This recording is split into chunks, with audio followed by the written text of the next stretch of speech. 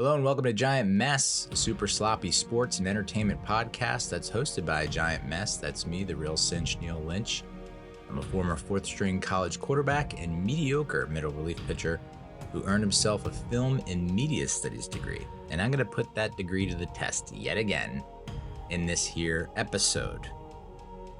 That's because today we're going to be breaking down, reviewing, reacting, recapping Thunderbolts, the final film of Phase 5 for the Marvel Cinematic Universe, the 36th film that we've gotten in the MCU. Holy moly. Without further ado, let's get it started up in here.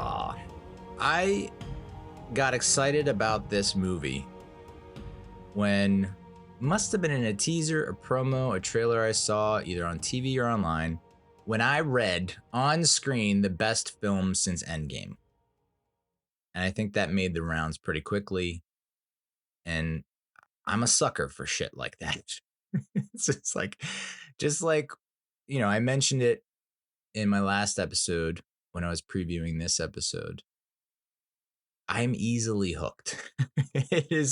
Which is interesting because normally I don't usually take the bait on a lot of stuff. I have a lot of doubt. I'm a skeptic.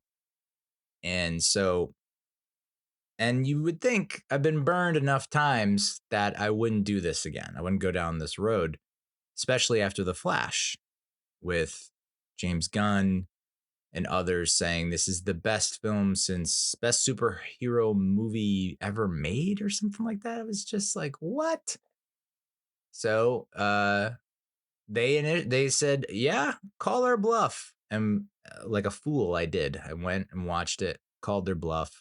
And no, it was not the best superhero ever made.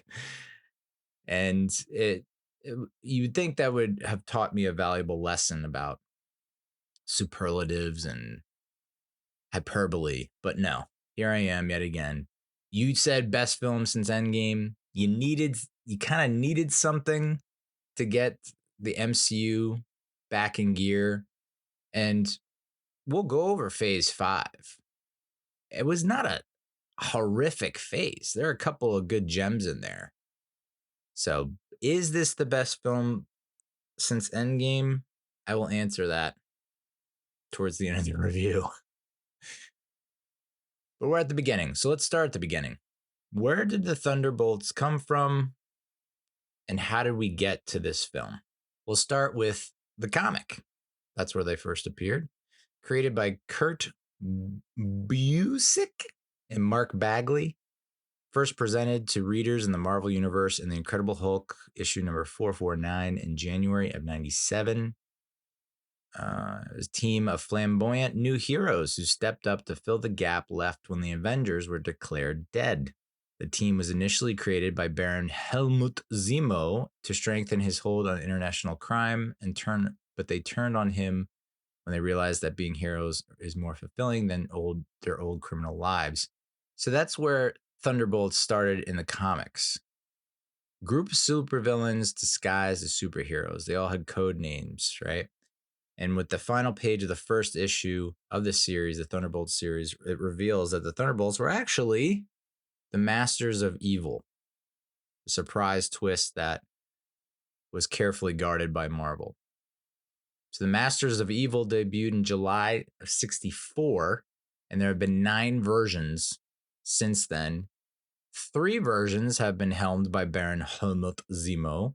Some other interesting ones. One was led by Dr. Octopus, and another one was led by Ultron. And then you have the Crimson Cowl, the Shadow Council, which we saw the Shadow Council in one of the MCU movies, blanking on that. And then there's a multiversal version. So there's been a bunch of versions of the Masters of Evil, but there's also been 12 versions of the Thunderbolts. I'm not going to go over every version, but my favorite after reviewing the Wikipedia page is the one, Thunderbolt 6, led by the Red Hulk. It has Deadpool, Elektra, Punisher, Agent Venom, which is Flash Thompson. After he loses the use of his legs, He then jumps at the offer to be bonded with a Venom symbiote, and that gives him the ability to use his legs again and allow him to walk again. So Flash Thompson from Spider-Man now is Agent Venom. Red Leader, who was started off as a janitor in Boise, and look how far he's come. Exposed to gamma radiation, mutated him into a green-skinned super intelligent entity who originally named himself the Leader. He then transformed to get an oversized brain, recorded and was utilized by the Red Hulk to be his intelligence, basically. A character named Mercy, who I'm not incredibly familiar with. Abigail Mercy Wright. She considers herself on a mission of mercy to help those who are overcome with despair but do not have the strength to commit suicide. Yikes. That's dark. That's pretty dark. And the Thunderbolts movie is dark. A lot of people wanted it to be a lot darker, but this is kind of where we are when you have Disney in the mix. I don't know how dark you can get it, especially with a PG-13 movie. And then the final member of that Thunderbolts team that I love, Ghost Rider. So can you imagine Ryan Reynolds' Deadpool, Jennifer Garner's Elektra.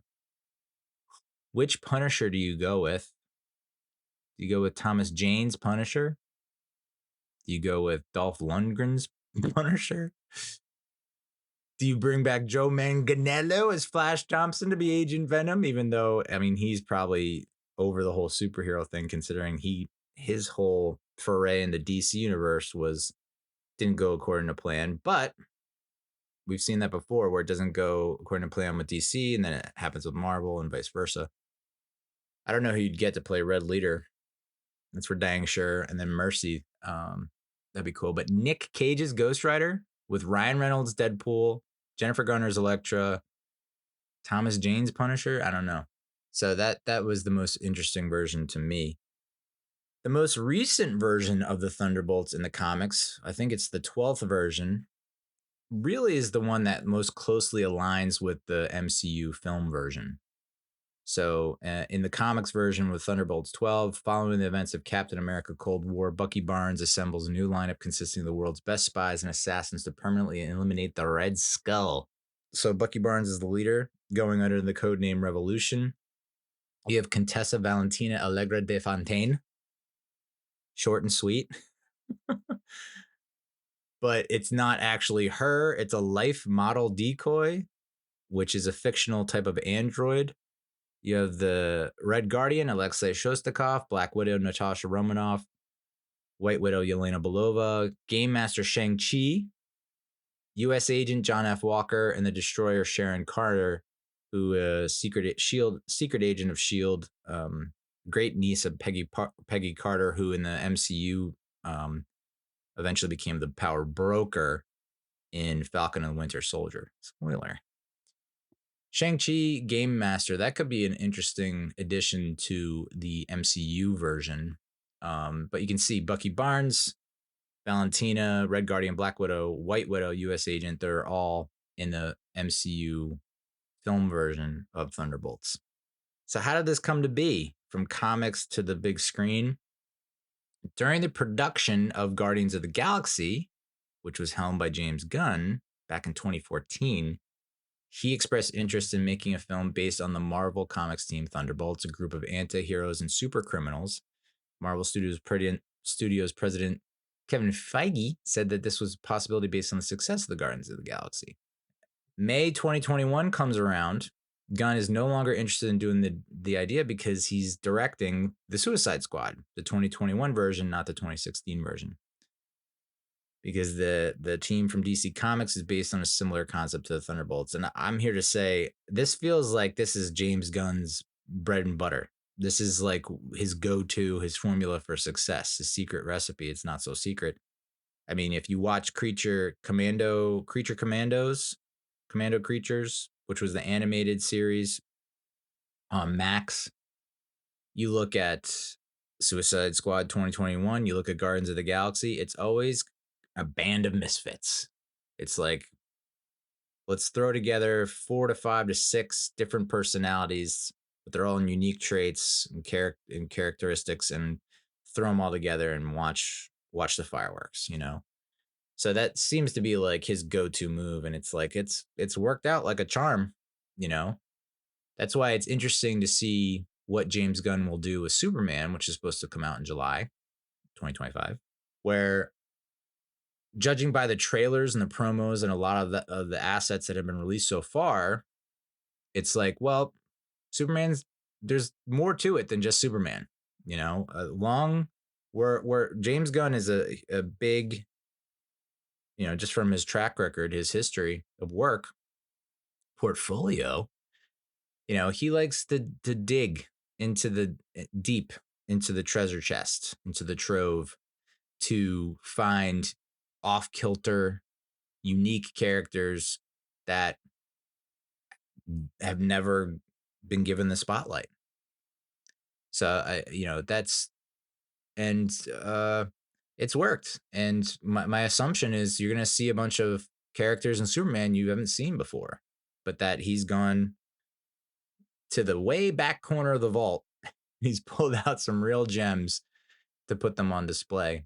And despite how he misled America and the world about the Flash, I still have the utmost confidence in him to pull off Superman. So who knows? Like James Gunn's Thunderbolts, would it have been any better than what we saw? Maybe, but I still think it would have been maybe a slightly better. But I still think what we got was a pretty good product. I plan to kind of go over where it really falls in terms of not just phase 5 projects, films, but also since Endgame. Because that was the main thing that got me the hook, was best film since Endgame. And so we'll see, like, of the films released since then, where it stands up and stacks up. But so Guns Out as of May 2021. If we go back to June 2018, Hannah John Kamen was very interested in reprising her role as Ava Starr, aka Ghost, who appeared in Ant-Man and the Wasp for a potential Thunderbolts film. Ghost is a member of the team in a version of the team in the comics, so it would make sense.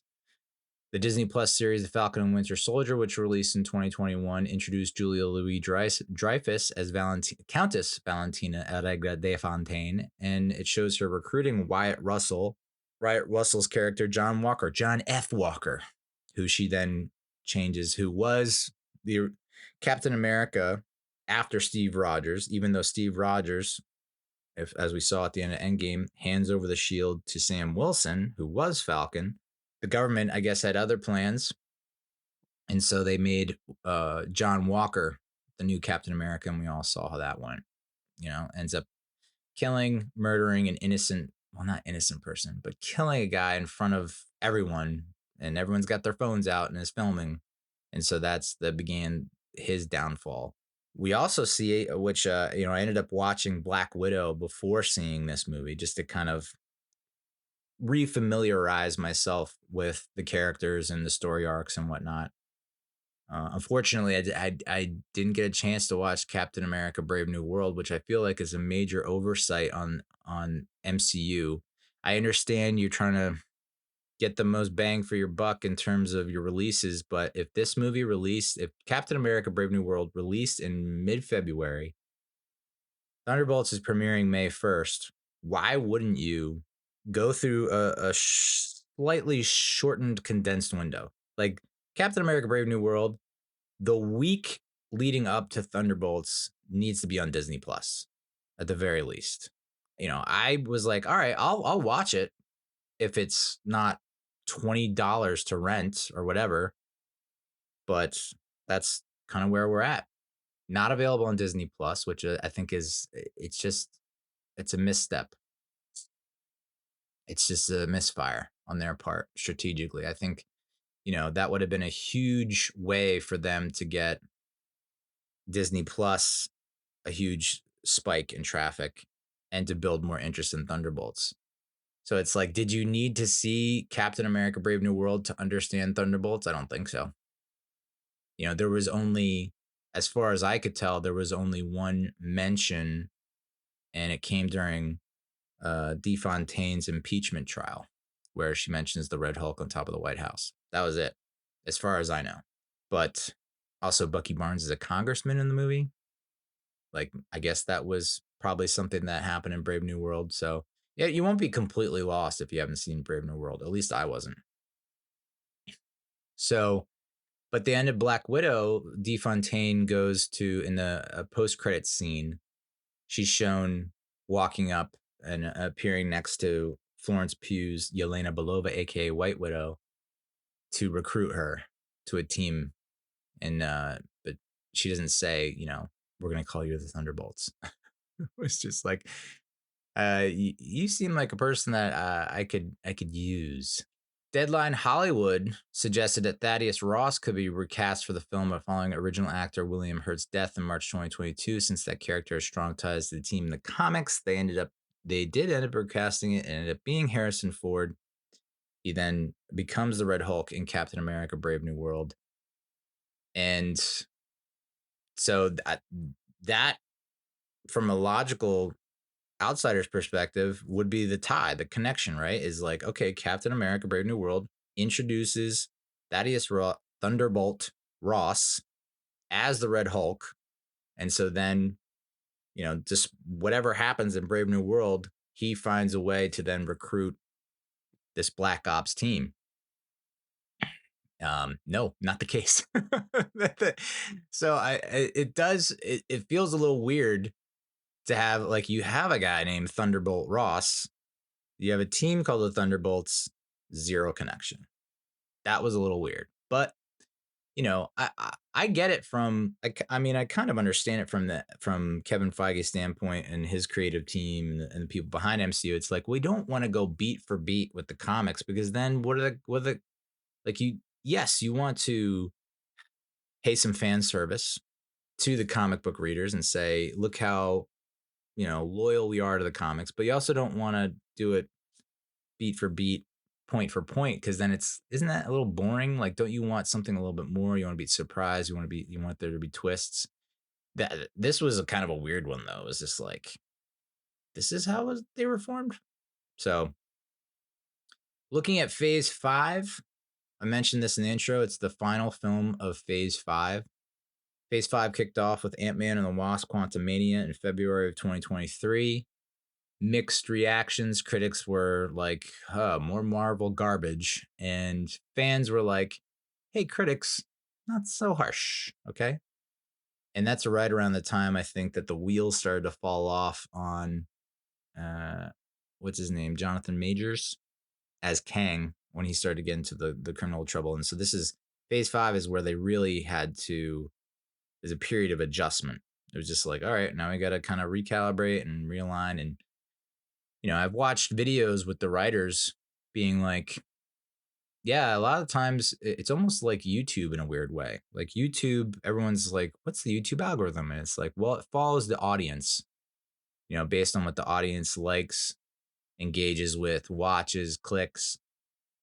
I guess similar approach from the MCU team, whereas like we have an outline. It's like, we have an outline and we're going to announce all these titles years out, which I wonder if that is ultimately been detrimental to them, announcing all these projects years out. I get it. You want to have anticipation and build hype, but at the same time, are you kind of screwing yourself over? I don't know. But the writer was saying, it was Eric Pearson, who is one of the writers on this and the Fantastic Four remake that's coming up in July. They listen to the audience, so they have a vision, but they also are influenced by what the audience's reactions and feedback are, which I get. But so yeah, they had to pivot once Kang came under criminal charges. And then we had Guardians of the Galaxy Volume 3, which came out 2 years ago, almost to the day. That was James Gunn's final project with Marvel, and it was quite the send off.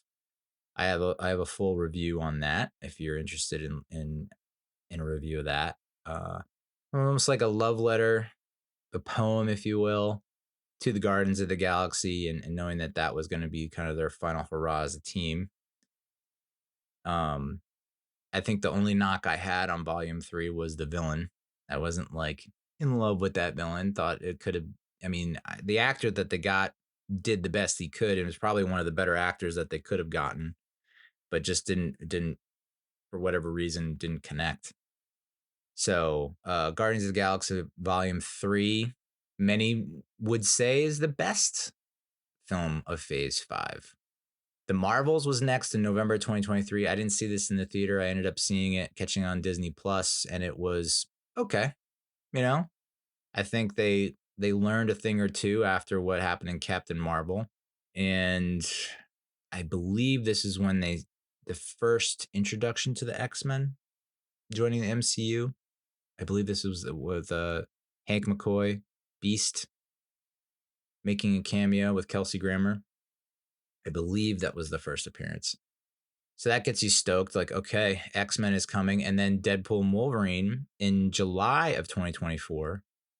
So that's a crazy gap between the, well, it's not that huge a gap. I guess because we're so used to Marvel and MCU churning and burning out projects that it's like, oh, wow, there's only, was it 7, 8, whoa, 8, 9 months between projects? What's happening?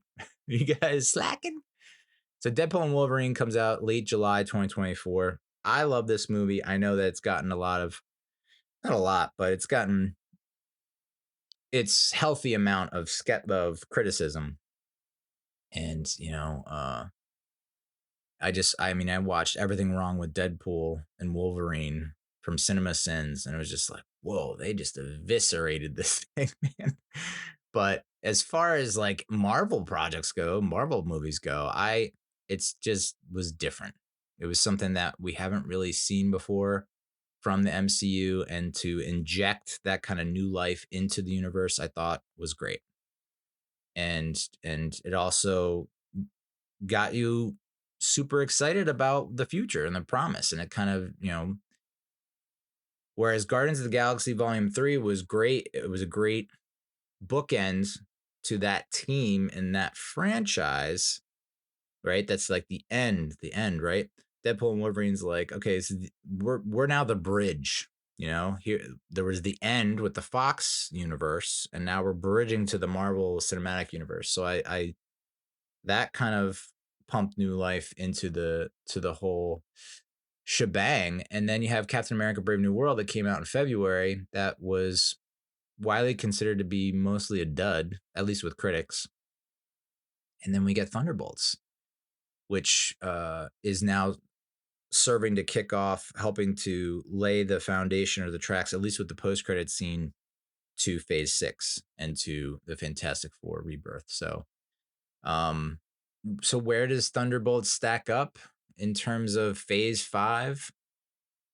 I would say it's better than Ant-Man and the Wasp: Quantumania. It's better than the Marvels, and it's better than Captain America: Brave New World. I don't think anyone's going to argue that.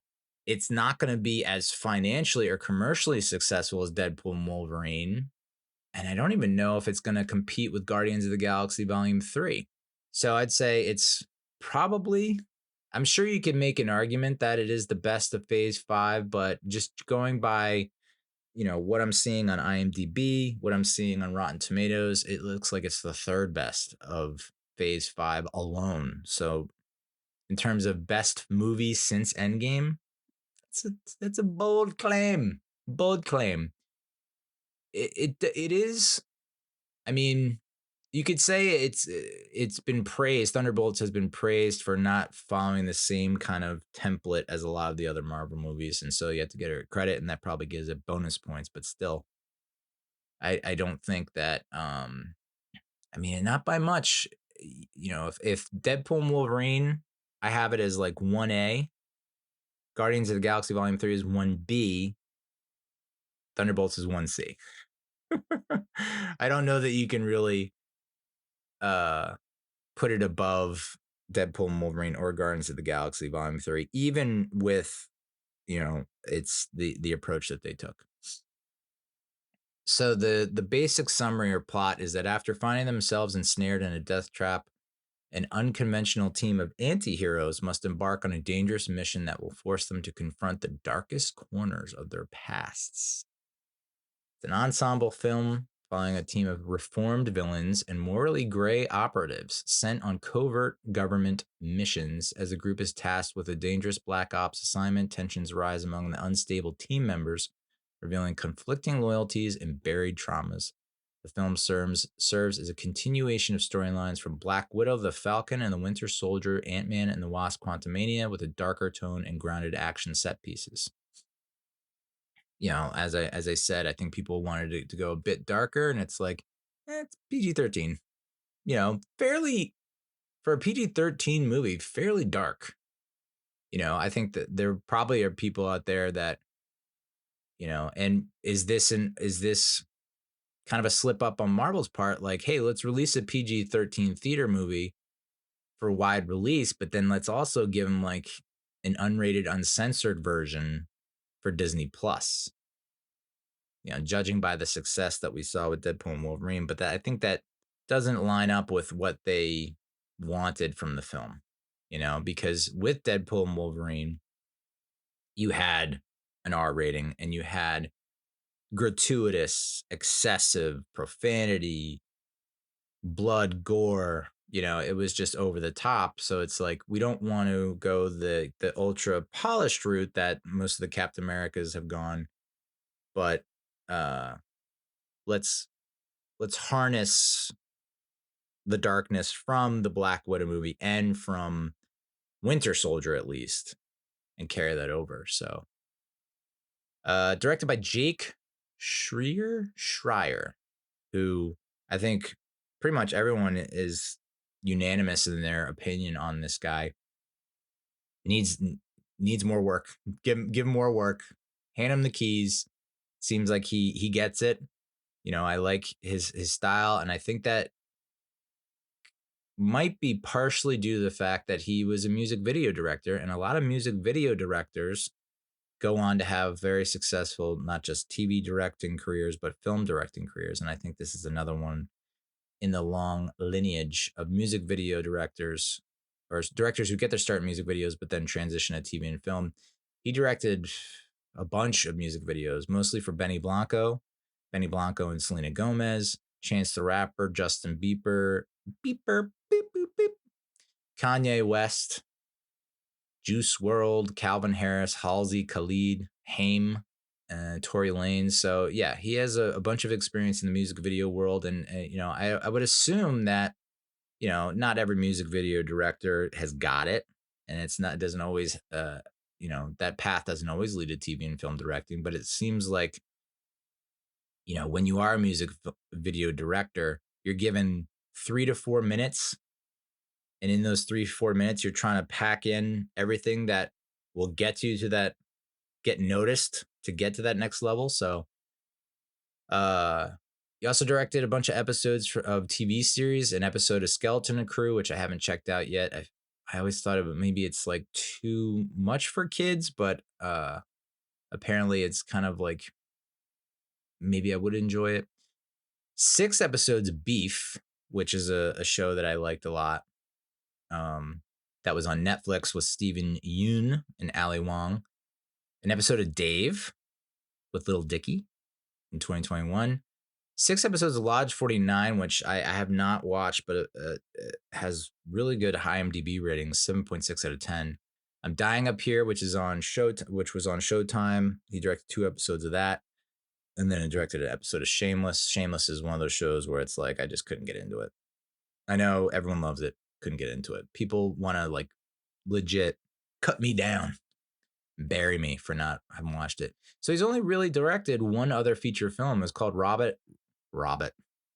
The Hobbit? No, The Robot. Robot and Frank, which has a 7 out of 10 IMDb rating. Schreier considered including Man-Thing as a member of the team while pitching for the film, which I think would have been pretty damn cool. I believe Man-Thing was featured in Werewolf by Night. Yeah, I mean, just do me a favor and Google Man-Thing one time. It's a large, slow-moving, empathic humanoid swamp monster, so akin to Swamp Thing. This is Man-Thing, and I believe he was seen in Werewolf by Night. Yeah, which Werewolf by Night, I also have a review on that. So if you want to know more about that, check out Werewolf by Night, aka Ted. That's Theodore Ted Salas is Man Thing's birth name. So I think Man Thing would have been sweet, but seeing how the film did play out and the cast of characters, I think Man Thing might have really stuck out like a sore thumb. Whereas both of the Suicide Squads, it's like it really is a hodgepodge mishmash motley crew of people with both of the Suicide Squads. Guardians of the Galaxy is like somewhat, is really diverse. The Thunderbolts crew has more in common. Like they're different, but it seems like they have a lot of similar skill sets as like super soldiers, assassins. So it's like I can understand why they went with that direction. And Man Thing, if you throw Man Thing into that mix, you're like, I don't even know. Like what? It's a little too out there and too different. So, but it's still fun to think about. Schreier compared the character dynamics in the film to those of Reservoir Dogs, Ronin, and Mission Impossible Ghost Protocol. Mismatched team forced to work together. I mean, yeah, they weren't that mismatched. I guess you would say mismatched in the sense of like, they're mostly solo artists and they don't see themselves as being, teammates. He also pointed to Toy Story 3, saying the Thunderbolts team are all facing obsolescence like the Toy Story characters in that film, which I thought was interesting because it does seem like the world is done. If you ask the characters or the characters in the film, it does seem like the world is done with them. Like we know who you are. We've got you all labeled and tucked away and pigeonholed in a box, and now you can just disappear. There's no need for you anymore. So I do get that. Schreier was praised for the rich color palette, warm yet icy aesthetic, and lived-in feel, enhanced by incredible action and effects work.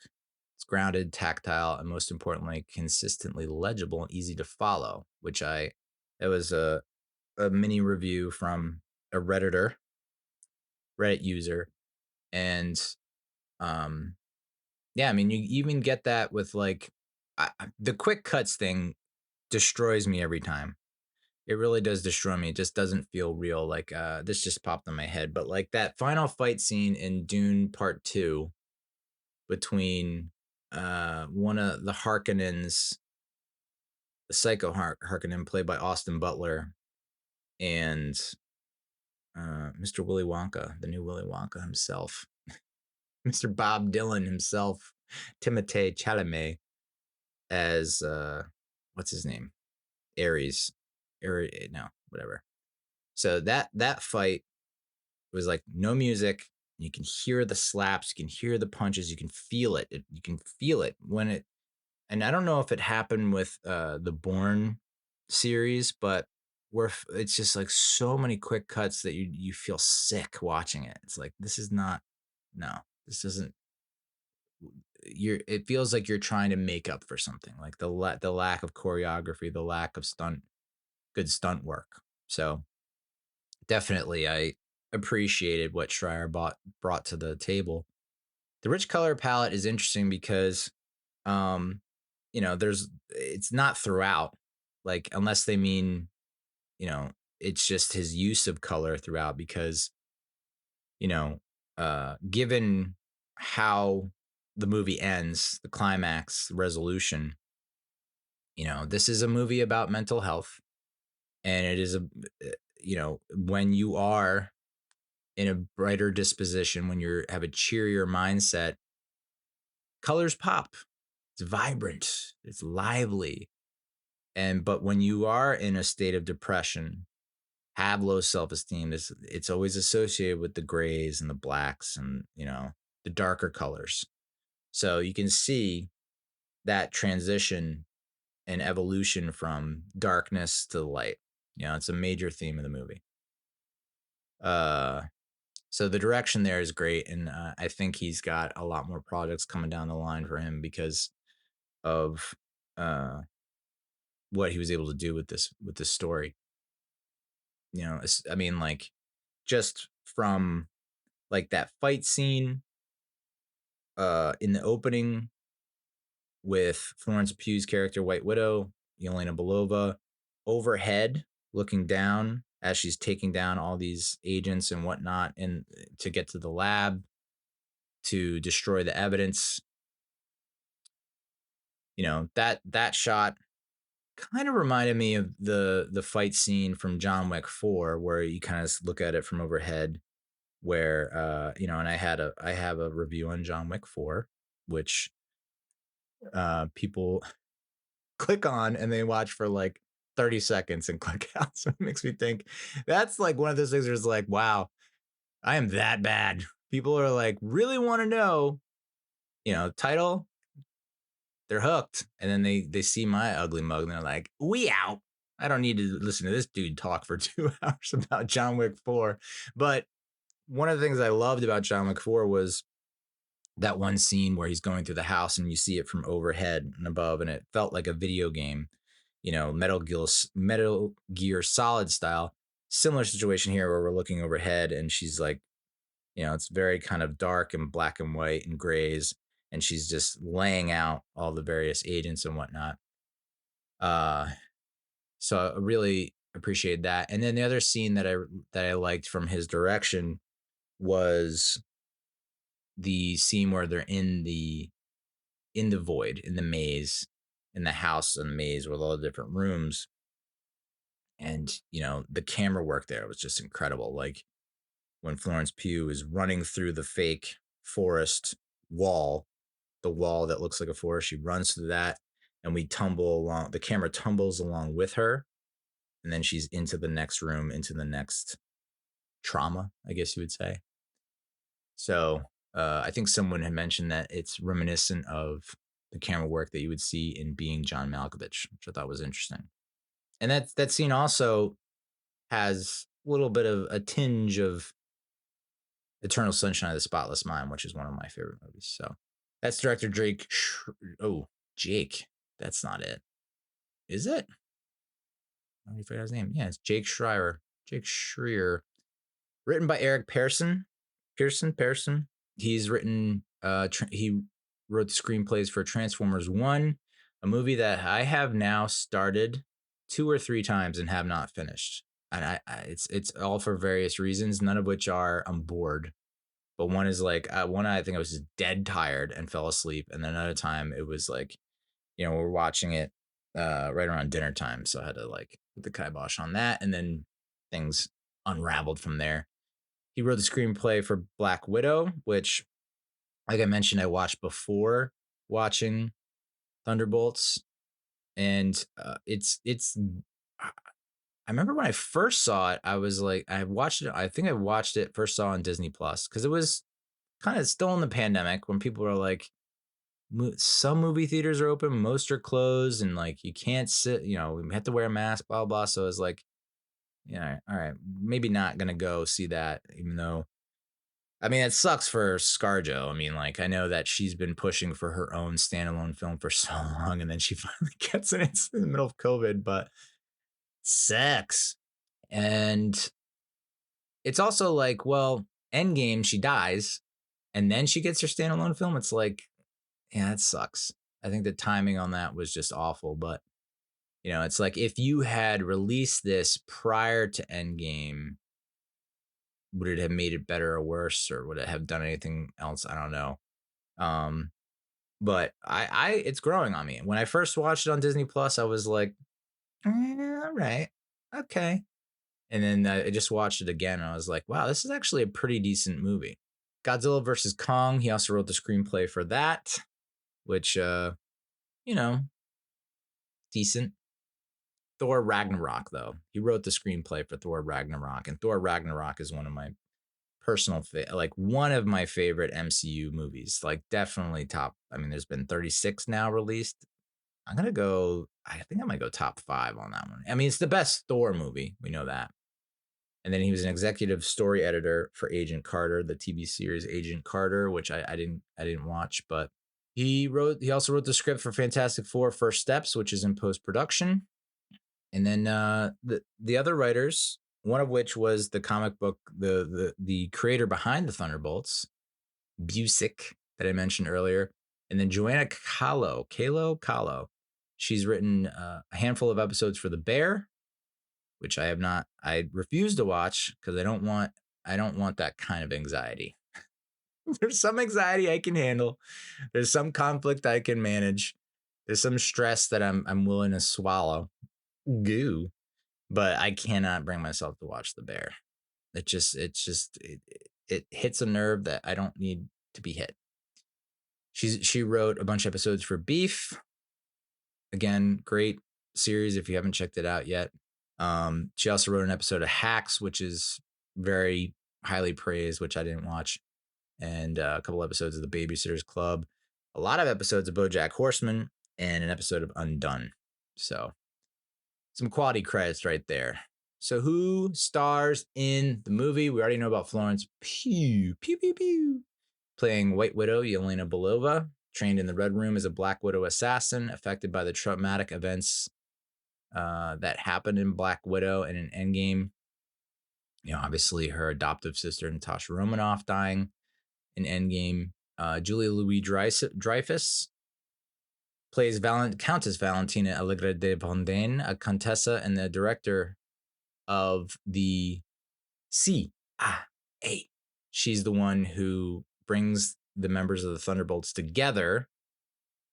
Kind of, she gets the credit for unofficially bringing them together, and she's the one who ended up buying the Avengers Tower. So I guess this was hinted. I don't remember this, but in Spider-Man: Homecoming, which released in 2017, that's when I guess he sold it was originally the Stark Tower, which became the Avengers Tower, and then he sold it. And who bought it? We don't know. And it's DeFontaine. So she now refers to it as the Watchtower. And Julia Louis-Dreyfus described her as someone who is after power, control, and generally she wants to kick ass. Don't we all? Sebastian Stan returns as Bucky Barnes, formerly known as the Winter Soldier, enhanced super soldier with a cybernetic arm. He is like the de facto leader of the Thunderbolts, but I didn't get that sense watching the movie. It really did feel like, I mean, Florence Pugh is the one who's getting like most of the screen time. She's the one who I mean, gave the best performance. And I know I'm biased because I'm like infatuated with her, but it felt like Florence Pugh is the leader. At least there were definitely some conversations had about that. I mean, obviously you have the confrontation at the beginning because it's like you have a couple of type A personalities, a couple of alphas who are like, well, no. But it still feels like, and I think the Red Guardian mentions that as well, where he's like, this is your chance to lead. This is your opportunity to lead. This is what you want to do. You want to be like your sister, be part of a team and lead. But so Bucky Barnes, getting back to him, he was presumed killed in action during World War II, reemerged as a brainwashed assassin. That's when he becomes the Winter Soldier. And then he had his programming removed. He is then elected as a member of the United States Congress. I guess that happened in Brave New World. I don't remember that happening in Falcon or Winter Soldier, but Sebastian Stan himself compared Bucky Barnes to Jack Nicholson's character, Randall McMurphy, in the film One Flew Over the Cuckoo's Nest, saying they're both coming to a chaotic and degenerate group whose members need to be united. Now, in the movie, if you've seen the movie, it's like, well, there wasn't like this great grand moment. And I guess this goes back to like the theme, the style, and the tone of the movie, right? Everyone's kind of in agreement that they wanted this to be a twisted, mirrored version of the original Avengers movie in 2012. So whereas, we have that expectation set about what the Avengers did, original Avengers, how they came together, how it all unfolded. This is like the twisted, dark version of that. And so you're not going to have, Sebastian Stan is your darker, twisted Captain America. In the comics, he ends up being Captain America for a while. But he hasn't really taken up the mantle yet. Is that coming down the line? I don't know. But there's plenty to they definitely have foreshadowed it for enough time so that it wouldn't be shocking or surprising. But a lot of people saying that Sebastian Stan phoned it in, that he was just kind of not the strongest, greatest performance. I think the first time we see him, he's in a suit. He's going to the impeachment trial for De Fontaine. For her supposed alleged illegal operations outside of what was sponsored by the government. And you see in that first interview that he's like, just keeps saying worrisome over and over in a very kind of monotonous way. So it's like, I get it. Like it doesn't seem like he really wanted to be a congressman, but was urged to do it and was popular enough to get the vote. But it's like, this is not his strong suit. This is not his wheelhouse. And I don't know if Sebastian Stan decided to play more into that because, I mean, we didn't get to see a ton of Bucky Barnes before he becomes the Winter Soldier. We saw plenty of the Winter Soldier, and that was the version of Bucky Barnes that we saw a lot of and that had the biggest impact on us as fans and as viewers. And now we're in this post-Winter Soldier Bucky Barnes where it's like, he went through the therapy in Falcon and Winter Soldier, and so he's worked a lot of stuff out, but he's still this kind of like extremely straight-faced, even-keeled type character where it feels almost a little flat and bland and like almost too vanilla. It's like we need to, and maybe that's coming. Maybe he's just setting us up for that curveball, for that twist where it's like he then becomes this other. Maybe he does have something happen where he becomes Captain America or he goes dark again. I don't know. But I mean, for him in this movie, I think there was like one cool scene. It was the scene where he's chasing down the Thunderbolts in Red Guardian's limo. And he uses and he basically is doing it's like an homage to T2 and Arnold Schwarzenegger in T2, where he's got the shotgun. He's doing the same kind of hand pump motion on the motorcycle as Arnold Schwarzenegger did as a T800 in T2. And all like zero expression on his face. So I don't know if maybe play into the zero expression more. It just feels like it's very flat. And then we have Lewis Pullman, Bill Pullman's son, playing Robert Bob Reynolds, aka the Sentry. Very mysterious at the beginning of the movie, and you're like, okay, something's going on here. Like, this is gonna be fun to unwrap. And as soon as he comes on screen, I'm like, this face looks familiar. Where the hell do I know this guy from? And it's from Outer Range. So I did a recap of Outer Range if you want to listen to that. And in that recap, I said that Lewis Pullman's storyline was probably the worst out of all the storylines in Outer Range, which I liked Outer Range a lot. I think it has a 7 out of 10 on IMDb. Got pretty good, decent reviews on Rotten Tomatoes, where it's fresh with audiences and critics. But his character, Rhett Abbott, has this tumultuous, what starts as a tumultuous love story where it felt like every scene with the two of them, him and his girl, it was the same conversation over and over again about, we got to get out of this town. We got to get out of this town. And they never do. But it was at the end of season 2 where it's like, oh, now Rhett Abbott is stepping it up. And now he is going to, he's kind of been in the background, just there, just like, nothing really crazy or interesting happening. And now he's being pushed into the limelight. And this is where he takes off in season 3. And then they didn't have season 3. It's canceled. So we never got to see the full evolution of Brett Abbott and his story arc. But I don't know that really got to see a lot of range out of Lewis Pullman with that character, Red Abbott and Out of Range. I completely forgot he played another Bob in Top Gun Maverick, 2022's Top Gun Maverick, Lieutenant Robert Bob Floyd. Character that it escapes me. What I don't remember. I mean, obviously I remember Miles Teller. You remember Glenn Powell, Jennifer Connelly. Yikes, oh, baby. But don't remember Lieutenant Robert Bob Floyd from Top Gun Maverick. He also played Miles Miller in Bad Times at the El Royale and Larry Riggs in Battle of the Sexes. Again, two more characters where it's like I'd have to dig into the back portions of the brain to remember who he was.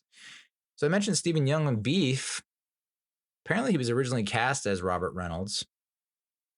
But because of the strikes, the SAG-AFTRA strikes, he dropped out due to scheduling conflicts. He expressed a lot of disappointment in not being able to do the film and hopes he'd be cast in another Marvel movie. I wasn't able to watch it before starting the recording of this, but I just saw that that might not be the case. I mean, anytime someone says scheduling conflicts, it's like, I feel like that's 9 times out of 10, that ain't it, Hoss. It's like, that's just like the polite no thank you. It's either from the actor's side, it's like a polite no thank you. I don't like your project. I don't want to be a part of it. So I'm just going to say scheduling conflict. Or from the other side, it's just another polite way to say, like, we had our creative differences, and that's just, we didn't think it would work. And after having watched the movie, after doing a little boning up and research on the comics, I don't know that Stephen Young would have worked. It would have been, I don't know. You can make an argument for either side, but I love Stephen Yeun, you know. Do I necessarily love him in Invincible? He's the voice of Mark, who is the titular character, Invincible. And it's like, is he the favorite part of that show? My favorite part of that show? No. There are just other more interesting characters on that show.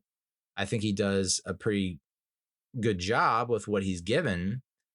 And there are parts that I like about his character there.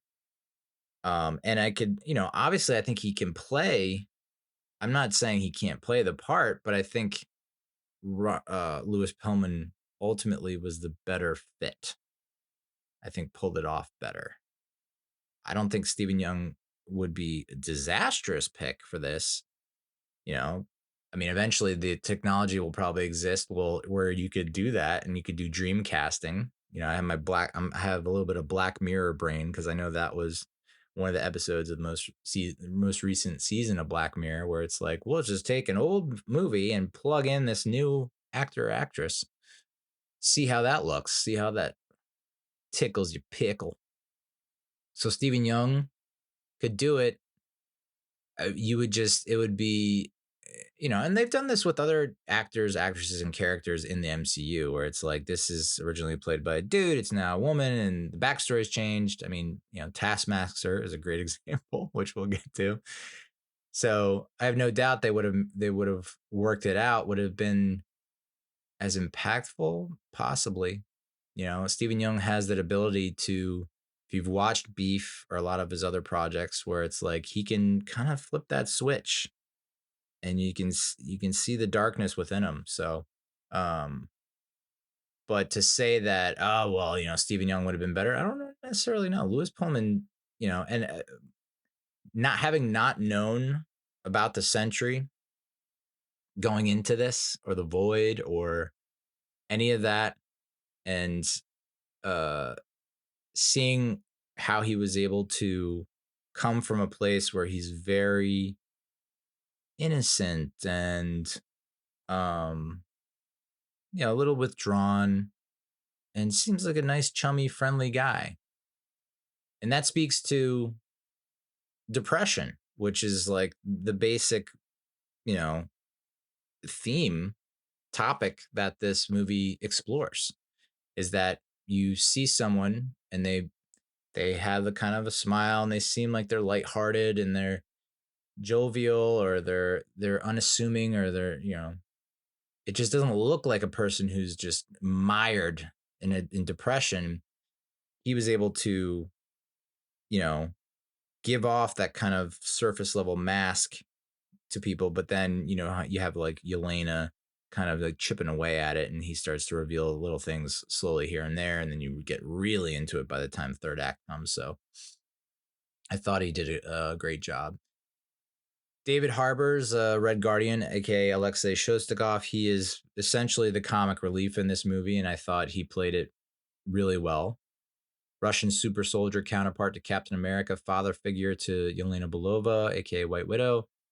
And yeah, I mean, the scene where he's at towards the end, where Yelena is giving up and breaking down and doesn't think she has it, feels like she's going into the void, her own void, right? Not the void created by the void, but has, she's from the jump, from the beginning of the movie, and ever since, her sister died in Endgame, has felt empty and alone and sad and depressed and just like useless. Like there's no purpose for her anymore. And everything that she does now brings her no joy, no fulfillment. There's no reward. And so that's when she breaks down on the street of New York.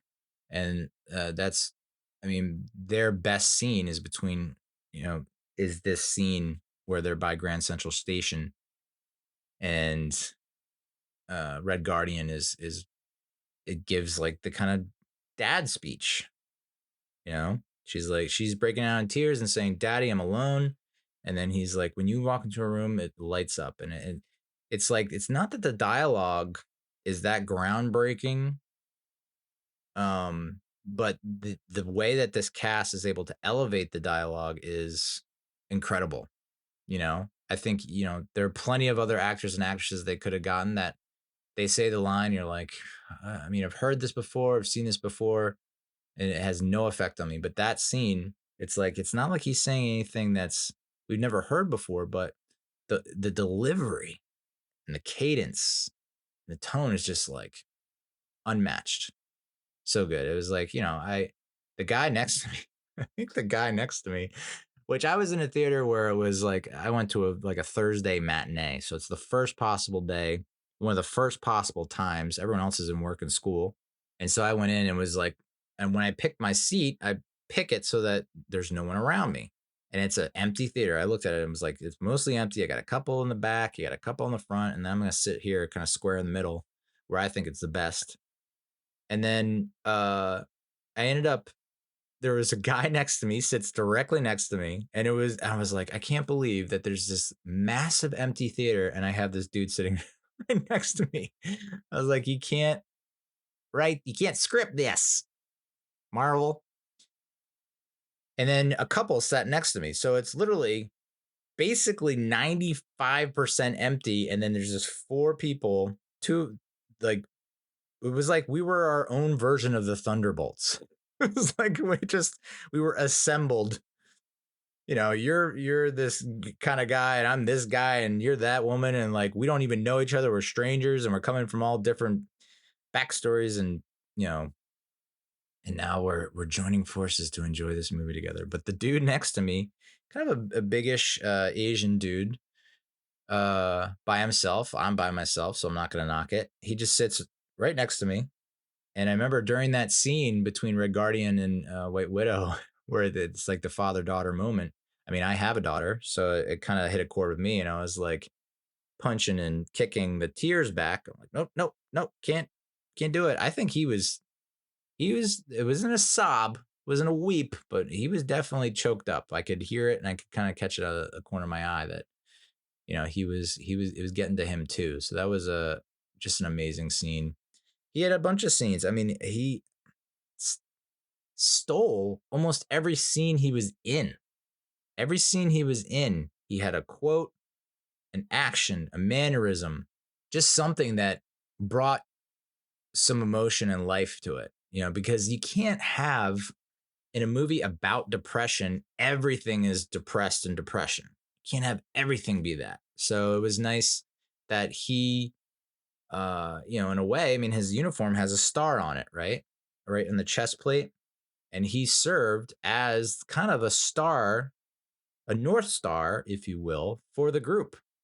Because Bucky Barnes, even though he's the de facto leader, quote unquote, like he's leading by uh in a strictly military precision tactical way, right? He's the operational leader, right? It's just like, you're gonna do this, we're gonna do this, we're gonna do this. He has a plan, and although I would think he would butt heads. I mean, he did butt heads a lot with Wyatt Russell's character, U.S. agent, we'll get to. But it's like, in terms of the emotional lead, the one who is lifting the spirits of the people who will eventually lead, aka Yelena, right?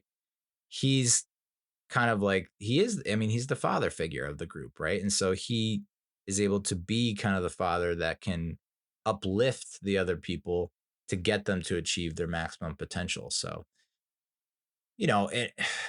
it's interesting though that she's like breaking down and crying and saying, like, I haven't seen you in a year, I haven't heard from you in a year.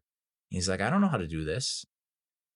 So it's like, well, you were super pissed at him in Black Widow. You're super pissed at him for not being around for 20 years. And he's like, I was in fucking prison, dude. And he did not have the best response when he was like, well, what did you think about the 3 years that we were together? Did that mean anything to you? And he's like playing it off and playing it down like, no. And that's the scene where it's him and Yelena in the bedroom. And then he eventually starts singing the song she likes, and she starts to come around a little bit. But, these are not his kids. He's playing a part. He was an agent, but he is still a human, right? And he's still, it wasn't too cool with what was going on with both Natasha and Yelena. So, uh, no mention of. I don't think there was any mention of Melina. I'm trying to think back, like when Yelena's having the scene, that initial scene with the Red Guardian, where she goes to his place, to talk. There's no, they mention the passing of Natasha, but they don't really mention much about Melina, I don't think. So that was curious. I wonder if there's something else going on there, if they just didn't want to bog it down with, get you too off track. As I mentioned, Wyatt Russell, who is Kurt Russell's son, plays John F. Walker, enhanced super soldier, former decorated captain of the U.S. Army Rangers, chosen by the U.S. government to become Steve Rogers' successor as Captain America, and received an other than honorable discharge in the Falcon and Winter Soldier for that murder. Man, Wyatt Russell plays a good bad dude. He plays a great asshole. He's a great dickhead. There's a lot of stuff that he says that rubs people the wrong way, but it's also kind of, I mean, like, you could see it when they're trying to escape from that one room that's about to incinerate it at the beginning of the movie, where they all first get together. It's like you can it's like there's a reason why he's decorated, and there's a reason why he was picked to be the Captain America. And there's that awesome quote from Bob. He's like, oh, I didn't think you were like, you're the Captain America. Like, I didn't think you'd be the Captain America, because I don't remember Captain America being an asshole. So yeah, and that's kind of, Bucky, Red Guardian, and John F. Walker, US agent. They're all darker, more twisted versions, mirrors of Captain America, Steve Rogers. Right. And I think that's why Steve at the end of Endgame passes the shield to Sam, because he's like, Sam kind of embodies, most closely resembles, even though Bucky is like my best friend, Sam's the guy that I think has the same kind of moral fiber. Of course, the government didn't see it that way, but so, and man, the scenes with where like he's flashing back, because at the beginning of the movie he's kind of withholding a truth that he's been his wife and kid have left him. Basically, his wife left him with the kid, and so he's kind of without wife, without child, and so that kind of hit a chord with me where it's like, well, yeah, I'm in a similar situation where it's like, yeah, I didn't want to get divorced, I didn't want to have shared custody, but here we are. But he kind of flashes back um, when Bob touches him or grabs him. Bob has this ability to bring on like your darkest trauma or your darkest fear or biggest regret and make you relive it and kind of lose track of where you are. And that's when he goes back to, this is post being discharged, being stripped of the title, and he's just sitting in the chair, and there's a baby next to him crying. It's his daughter, and the wife is like, "Hello, what are you doing? Baby's crying. Gotta tend to it. What are you doing?" And he's on the phone. He's just scrolling through articles of his downfall, and does not give the best response to his wife. And I was like, even me as a divorcee who screwed up his marriage, I was like, ooh, can I give some notes? Probably shouldn't have done that. So it was almost like I was watching myself in that moment. I was just like, what? I can see how that's not the best response. So, eventually he's able to kind of come clean and say to them like, yeah, well, I don't think he comes clean. I think he's I think what was it, Bucky Barnes ends up spilling the beans, but tough for US agent, man. The serum do what the serum do. Sometimes it brings out the best in you, and sometimes it does not bring out the best in you. And for John Walker, it's I think it tapped into a side of him that um, not great for everyone involved. But yeah, a lot of people saying that they would have liked to see more exploration of his trauma. Um, you know, you want to give everyone their due, obviously, and you want to make sure that everyone's properly developed and has their arc. But when you have a team like that and it's 5, 6, 7 people, you can't really get it to all. We don't. Do we want 3-hour movies? In some cases, the 3 hours go by quick because it's so fast on the pace and the action, and maybe you have more space to really fully go through that. People, when they were in the shadow realm or whatever, sent by the void, it's like they wanted more of that trauma for John Walker, and it's like, he got a lot of exploration in Falcon and Winter Soldier, right? He got it there, and there were a couple scenes in this where you could see it happening, but you do what you do. Hannah John common as Ava Star, aka Ghost. She can phase through objects, no longer in a constant state of molecular disequilibrium. Good to know, good to hear. Glad to hear you're doing better. Able to control her powers with calmness and decisiveness. This is the character that I think most people can agree was the least developed or that was the least explored. But we did get to see her save the day a couple times. So a couple big moments where it's like, will she or won't she? Especially with getting out of that room where the incinerator is, in the convoy chase scene. So she definitely had her moments, but I think there were people clamoring for more. They're glad to see her as part of the team. I don't think anyone was like, oh, poor choice. Like I definitely think it wasn't like she was a non-factor or a negative. She was a plus, and I think people just wanted more of it, more of her, and how she related. I just watched a video with the screenwriter Eric Pearson, and he was saying that Taskmaster and her would have bonded more because they both came from similar backgrounds. Much like Red Guardian is kind of like has a lot in common with U.S. Agent and with Bucky Barnes. Well, Yelena Belova, Ava Star, and Taskmaster all have kind of similar backgrounds and experiences where they grew up in a really fucked up situation and ended up somewhat overcoming those, but having a really rough childhood and then growing and developing into these killing machines. And so Pearson was saying that like Ghost and Taskmaster would have that connection with Yelena, and so those three would kind of come closer and have a bond. But alas, no dice for the Taskmaster, played by Olga Kurylenko, aka Antonia Dreykov. She's the assassin with photographic reflexes that allow her to mimic opponents' fighting styles, which I always thought was the helmet's doing, like the helmet that she wears in Black Widow. I think it was just like in real time, able to track and then control her movements, and not so much like, oh, she's, let me take a mental photograph of the punch you're throwing. Click. All right. And I know how to defend it and I know how to throw it. But obviously in Black Widow was formerly controlled by her father Dreykov to complete missions for the Red Room before being freed by Natasha Romanoff, who initially blew her up as a little girl, which then forced Dreykov to turn her into the Taskmaster. It's not the same as the comic books. Taskmaster is a dude in the comic books. I think he's from the Bronx.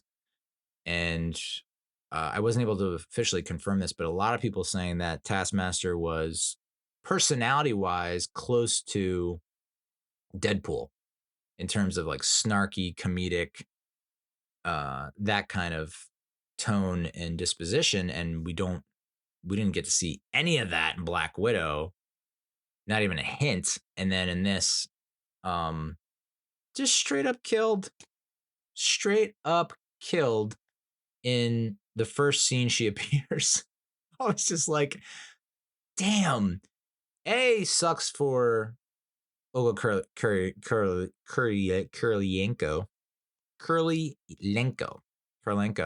Sucks for her because it's like, all right, like I got a big time introduction in Black Widow, and obviously you're gonna have the detractors and the comic book fanatics who are like, this is not my, hashtag not my Taskmaster. But I really like the costume. I really like the fact that her fighting was like, how do you defend it? How do you attack it? It was, and then for her to be like this unkillable, invincible type character in Black Widow and then get offed in the first scene in Thunderbolts surprised everyone in the room. So mission accomplished there. But once you get over the initial shock and surprise, you're like, what the actual fuck? What? Like, we didn't even get to see her. It's not like she had a TV series. At least I don't think there was ever a TV series, or she had a part on a TV series where you get to see more of her post being released from her haze via the red powder, the red dust. And Natasha felt so goddamn guilty and regretful about everything that she did. And that was an emotional release for her to see Taskmaster finally shed her father's control to whoop, just like popped in the first scene. It's just like, what? And, I've seen the reasons for and against. The reason for is it raises the stakes. It lets you know that this is serious. It lets you know that these are not necessarily wild cards, but they're mercenaries. They're people that work alone, solo, and they're given a task and they're to do it. They're do what they're told for whatever reason, be it currency or otherwise. So just wild that, can put up such a great fight for an entire movie in Black Widow and then come here and it's like, why is it, and you get shot in the head, you're wearing a helmet, you're wearing a mask. Why doesn't the bullet prevent them? What? So, but from what I've read and seen, it's just like people were so out on her and her involvement in Black Widow. Like the response to that was so negative and over the top bad that when they announced her for this, people were like even more out on it. And it's like, because the first version of the script, like I said, she's in the entire movie. So it's like it must have been a combination of the fan backlash of like, fuck no, We don't want her as Taskmaster. This is not the Taskmaster that we know and love from the comics. Or it was like they don't really believe Olga can carry it, can turn that into her own character and make it the kind of character that was so, I don't want to say beloved, but that was well liked in the comics. Either way, it's like, whoa, dude. So there have been a ton of members of the Thunderbolts. There's dozens and dozens of characters listed here in terms of like throughout the comics. You know, Abomination was rumored to be part of this. At one point, Ant-Man. I'm just going off based off the characters that I recognize and know. So Ant-Man was once part of it. Bullseye from Daredevil was part of it, part of the team. Crossbones, which I mean, like, I don't, and maybe I need to watch Daredevil, the Netflix Daredevil series, but like, it feels like Crossbones has been teased for so long, and I think we got a taste of it in, was it Winter Soldier or was it in Civil War? We got a taste, but I think he was off then, unless they bring him back. So Crossbones was one of I like to see more of. Deadpool, very cool. Dr. Octopus, Elektra, Ghost Rider, Juggernaut, Man-Thing, who we mentioned, Punisher, who we mentioned, and there was one more maybe, Venom. Yeah, so team leaders, notable leaders, Bucky Barnes, obviously, Green Goblin, Luke Cage, Red Hulk, Taskmaster, U.S. Agent, and Hawkeye.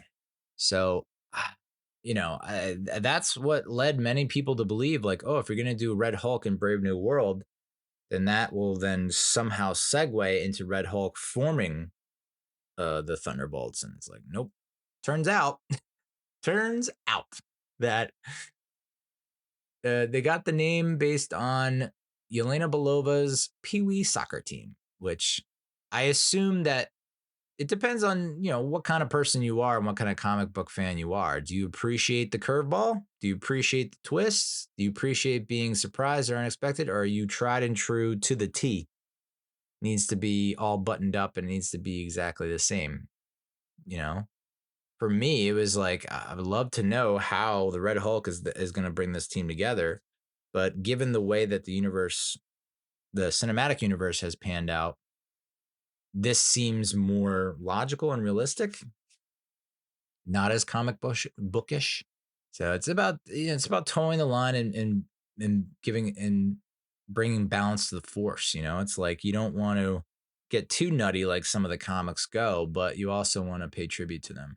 So then you had Geraldine Viswanathan as Mel DeFontaine's assistant. I think people really liked her and loved her and would like to see her, continue on in whatever capacity. And then Wendell Pierce, who you might remember from The Wire, as Congressman Gary.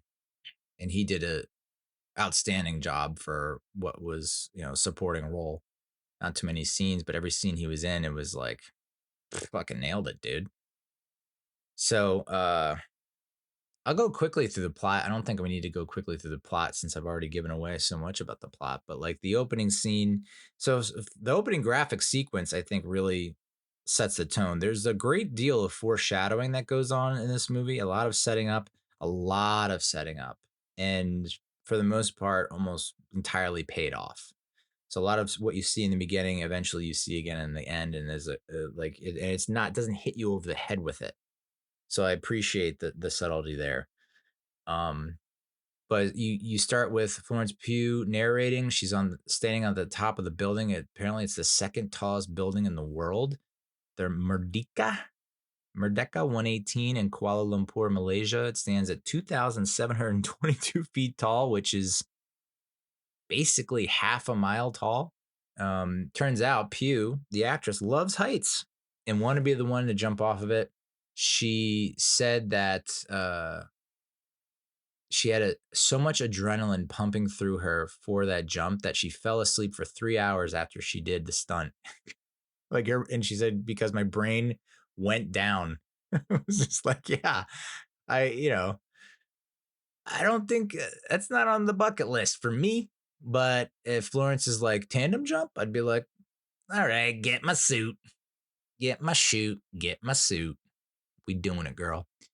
Um, Speaking of that scene, that's opening fight scene where she's taking down all the agents, and we have an overhead shot in the hallway. A Redditor pointed this out. Does anyone feel like the bird's eye shot of Yelena fighting those guards in the hallway of the science facility with their shadows being cast on the floor was foreshadowing for the Void's abilities? And I gotta say, yeah, dude, I think that was intentional. It was a very black, gray, white scene, and like with them falling on the ground and being all decked out in black, for sure intentional. And that's you have to love movies that include these details. And I mean, I can't tell you how many videos I saw on YouTube of like countless Easter eggs and whatnot that are included and thrown in that you might probably don't notice, but like when someone points it out, you go, oh, yep, 100% get it.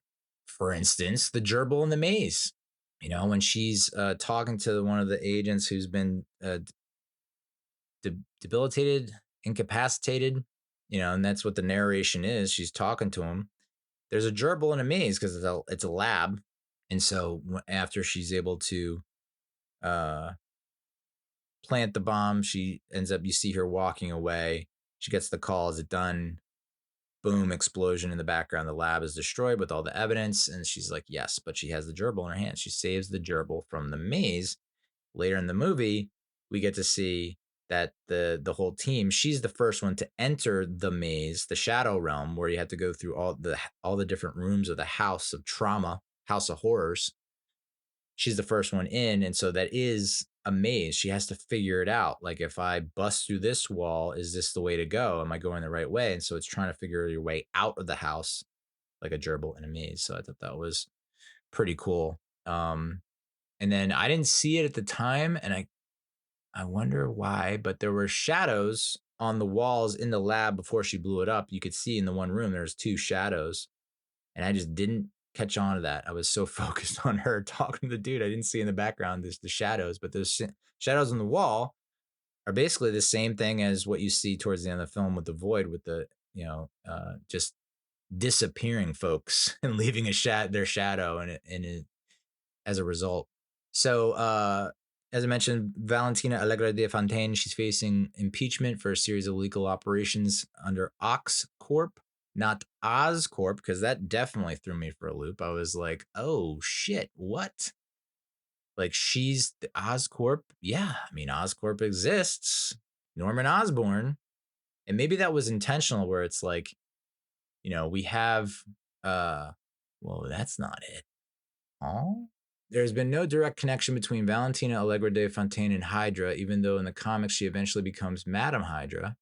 There have been a few theories about Oxcorp so far. That it's a stand-in for Oscorp, since Disney doesn't have the rights to use Norman Osborn or his company right now. But my theory is a stupidly simple one. If you look at the Oxcorp logo sideways, doesn't it kind of look like a simplified version of the Hydra logo, just with 3 arms instead of 8? Yeah, kind of got that octopus-like feel, but also could be like a very simplistic icon of a rocket. A rocket? Or an alien. I see that as well when you turn it on the side. Like, this is, with the head and I get it, but it did sound a lot like Oscorp, which I can't believe Marvel can't use that yet, and it's because of fucking Sony Columbia, dude. But what's wild is, like, you got Spider-Man No Way Home, where they get to use the villains. I guess that was a one-time exemption. They can't use it beyond that, and they must have shared, I guess, as they share the profits and whatnot with Sony Columbia. But, ugh, what a tangled web we weave, pun intended. So, yeah, I mean, Taskmaster, dude, I can't get over it. I mean, Getz is in all the promotional materials, the trailers, the teasers, the whatnot. Gets a relatively high billing where it's like she's being mentioned repeatedly, and then gets 2 seconds of dialogue, 2 minutes of screen time. She is killed, and then that's when U.S. Agent John Walker and Ava Starr, aka Ghost, start taking stuff off her body, which is what a typical mercenary soldier would do. It's like as soon as you take down an opponent, enemy, or even someone who's you're friends with gets done in, you gotta stock up. You gotta get your inventory right. So they're like looting her body, and that's when Yelena tells them to have some respect. So I thought that was I mean, I guess that's kind of their. It wasn't a huge moving speech, but it was like an acknowledgement, like, yeah, we killed her because you guys wanted us to kill her, but have some respect. It was almost like saying like a direct comment or statement to the fans, like we messed up. Don't like kick a horse when it's down, kick a dog when it's down, beat a dead horse too soon. Yeah, I mean, there are some people that were saying she was an established character and would have fit in with this lot of antiheroes, and it's just I don't know. It's just sad to not even have the chance to see it through, which makes me think that maybe there were screen tests. I mean, she literally didn't have any dialogue in Black Widow.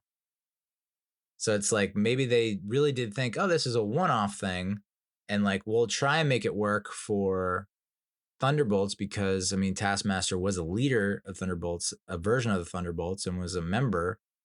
So like it makes sense. We see the synergies and the alignments with the other, Yelena and Ghost, but my guess is it was I don't know, it felt like whoa, that is really abrupt to the point where it's like okay. Um Someone said it was spoiled and would have been a huge shock to kill in the first few minutes despite major billing. I wasn't spoiled for me, I don't think. And yeah, it was a shock. And I fully expected for the rest of the movie. I was like, this feels like one of those moments where you think the character is down and out for the count, like for a very long time. And then they just magically, surprisingly appear out of nowhere towards the end to save the day. So that was definitely the back of my head for most of the movie. I was just like, and then when it was like the movie ended, I was like, wow, they really did just like, boop, killed her off. No questions asked. Got it. Yeah, and someone commented Natasha looking from heaven how her best effort to save Taskmaster washed up in the next movie. It's like, man, Scarlet, Black Widow, kind of got the raw end of the deal there, for someone who has been such a huge player in the game for so long. And to, a standalone movie comes out after she died, and like the person that she saved that gave her the most trauma after all these years it's like all for naught. But someone else was saying, well, it's kind of like, Taskmaster signed up for this. It's like you got freed from one controlling, manipulative fuck a-hole, and then you just end up going with Valentina, who's just another version of that. And Valentina even mentioned it too, where it's like there's the bad guy and the worst guy. So she's not the worst guy, she's the bad guy. um so yeah, I wild. um I think there was that whole uh tunnel scene where like there's the long shaft, what looks like an elevator shaft, and like none of them can fly that they know of, right? Because Bob's at that point is just a mysterious dude, and so Bob has the idea to science the shit out of the situation. Which it's interesting that John Walker didn't come up with that first. That it's Bob that is the one that come up with it, because I mean, think about all the combat experience, military experience that John Walker has as U.S. agent, and like he just thinks that he's going to jump to the top, which obviously a funny moment where he tries to jump and lands on his ass, lands on his back. But Bob having the idea to leverage their bodies and interconnect arms and kind of slowly make their way up the tunnel. I would love to know how long that took in reality, like how long that would have taken. And I'll be honest. I'm looking at the situation. I'm like, first of all, it feels like John Walker, U.S. agent, should be just an absolute Swiss Army knife. You know what I mean? Like almost on a similar level as like a Batman in terms of gadgets. And it's like, motherfucker, you don't have a grappling hook somewhere on your belt. Like, how do you not? But uh, one of the Easter eggs explained videos on YouTube that I forget who it's from. It might have been Screen Crush, but they were saying like that scene is another great example of foreshadowing with Bob, because Bob is unable to control his sneeze, and like they have to keep their legs firmly, they have to keep their bodies firmly pressed against each other, their legs firmly pressed against the walls, and their arms constantly interlocked. They cannot falter or waver, because if one of them does, they're all fucked.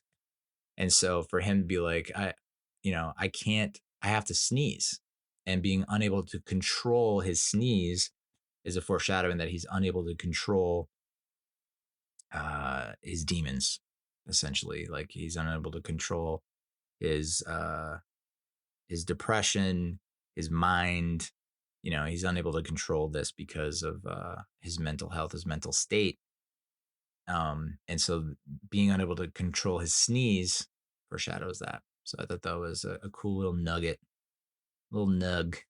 Uh, you do, I mean, so that was an instance of like, um, John Walker taking the lead, U.S. agent, but showing kind of like what he's willing to do in order to save them. And even though he might have the same strategy as a Steve Rogers Captain America, where it's the same outcome, basically, the means to get there aren't the same. So like you both end up in pretty much a similar place, but with John Walker, you're just mostly pissed at him because he didn't clearly explain what was going on, and he kind of bull rushes people, right? He kind of uses excessive force, where Steve Rogers is like got a softer touch, like I'm determined, a more well received leader, a leader that people respond well to, as opposed to, unless you're Tony Stark, just like hates how saccharine Steve Rogers can be. With John Walker, it's the complete opposite, where it's like, man, it's like right idea, executed correctly for the most part, just in a way that really rubs people the wrong way. And it's just like, fuck this guy. And it's funny that like when they do end up getting out of there, he ends up cutting up in a cactus. And it's like, I would think that people would describe John Walker, the character, as a cactus. He's got his very spiny, prickly exterior, but I guess inside is like what can give you sustenance in life and some kind of respite. I don't know. I'm reaching, bro. I'm reaching. But in the same breath, they're trying to escape. Obviously, a pretty decent plan where they all get dressed up as the guards that they took down, and they're I believe is it Yelena or Ava? I think it's Yelena. Yelena and John Walker and Bob all decked out in the gear so they can't be seen. They're making their way to the one of the, not tanks or jeeps, I think we call it, and like the plan from there from John Walker is like, wait a minute, have you ever been in this situation? You've been made up and built up to be this guy who's got the experience and has been in every possible situation and has a way out. But you can see the other part of him that has prevented him from taking that next step is he has a very Thaddeus Ross, Thunderbolt Ross approach to things, where he's like, I'm going to use sheer force. I'm going to use an iron fist. I'm going to plow through this. I'm going to, that's how he approaches things, a similar way that Thaddeus Ross has done for so many years. So, but part of me was like, whoa, he just completely, it's like amazing how he can kind of drop, he like not loses intelligence, but he drops the tactical angle and immediately switches to, well, if I can't do it tactically, I'm just going to punch through it. this is also where we see Bob get all distract them and get all shot up, and then not going down. You can see the bullets tore holes through his clothing, but it doesn't make any impact or leave a mark on his skin. And then he just flies up in the air, but it looks like he's falling up. Like, it doesn't look like he's got any kind of control whatsoever. And then he crash lands back at the compound. Um, Very cool there. DeFontaine was the one that was, in riding in Red Guardian's limo, which that was a great reveal. Like, okay, Red Guardian now knows the plan, now knows the deal. And then I thought it was weird that, like, so Bob distracts, they're able to escape. Yelena, Ghost, and US Agent are able to escape. And then, they're walking through the desert. They see some overhead aircraft. US Agent, I guess some people would say is mansplaining, but is using his military, experience to explain what's going on. And Ghost saying, "We get it. You're in the military." Clever. But then they see a vehicle in the distance racing down the road and honking the horn, and that's when we find out it's Red Guardian. That's because Red Guardian overheard DeFontaine's plot and drove from DC because he was living just outside Baltimore. Even though he said he lives in DC, she's like, well, actually, Baltimore is like a block away. So he's living just outside Baltimore, but works in DC, has this limo business, and is able to catch up with them and find them to give them the heads up, like, hey, it's a trap. Why? I wish they would have done that scene a little bit different. Like, I love that he's driving up and that, Yelena's so embarrassed and like putting her heads in her hands, like, oh, cringing, like so embarrassed by her father figure showing up, screaming and honking the horn. And he's like, oh man, what a drive. I came here as fast as I could. So he drove from DC to, he said he went through Oklahoma. So I'm assuming they're out west in the mid, like beyond Oklahoma, somewhere in that facility, which is out in the middle of the desert. So that's a long ass drive, dude. I was surprised someone say, like, I think someone might have said, you drove here? He's like, yeah, Oklahoma was tough. Like, why is he not allowed to fly? Is he on a no-fly list? I think that would have been like just a nice little cherry on top to help explain everything. But that's where the Thunderbolts name comes into play, which I think most people thought that was like a nice comedic touch. But some people were like, we've now had Thunderbolt Ross in the MCU for 17 years. Been alluded to in mostly every film, but the team's namesake is the Pee Wee soccer team. It's like, huh.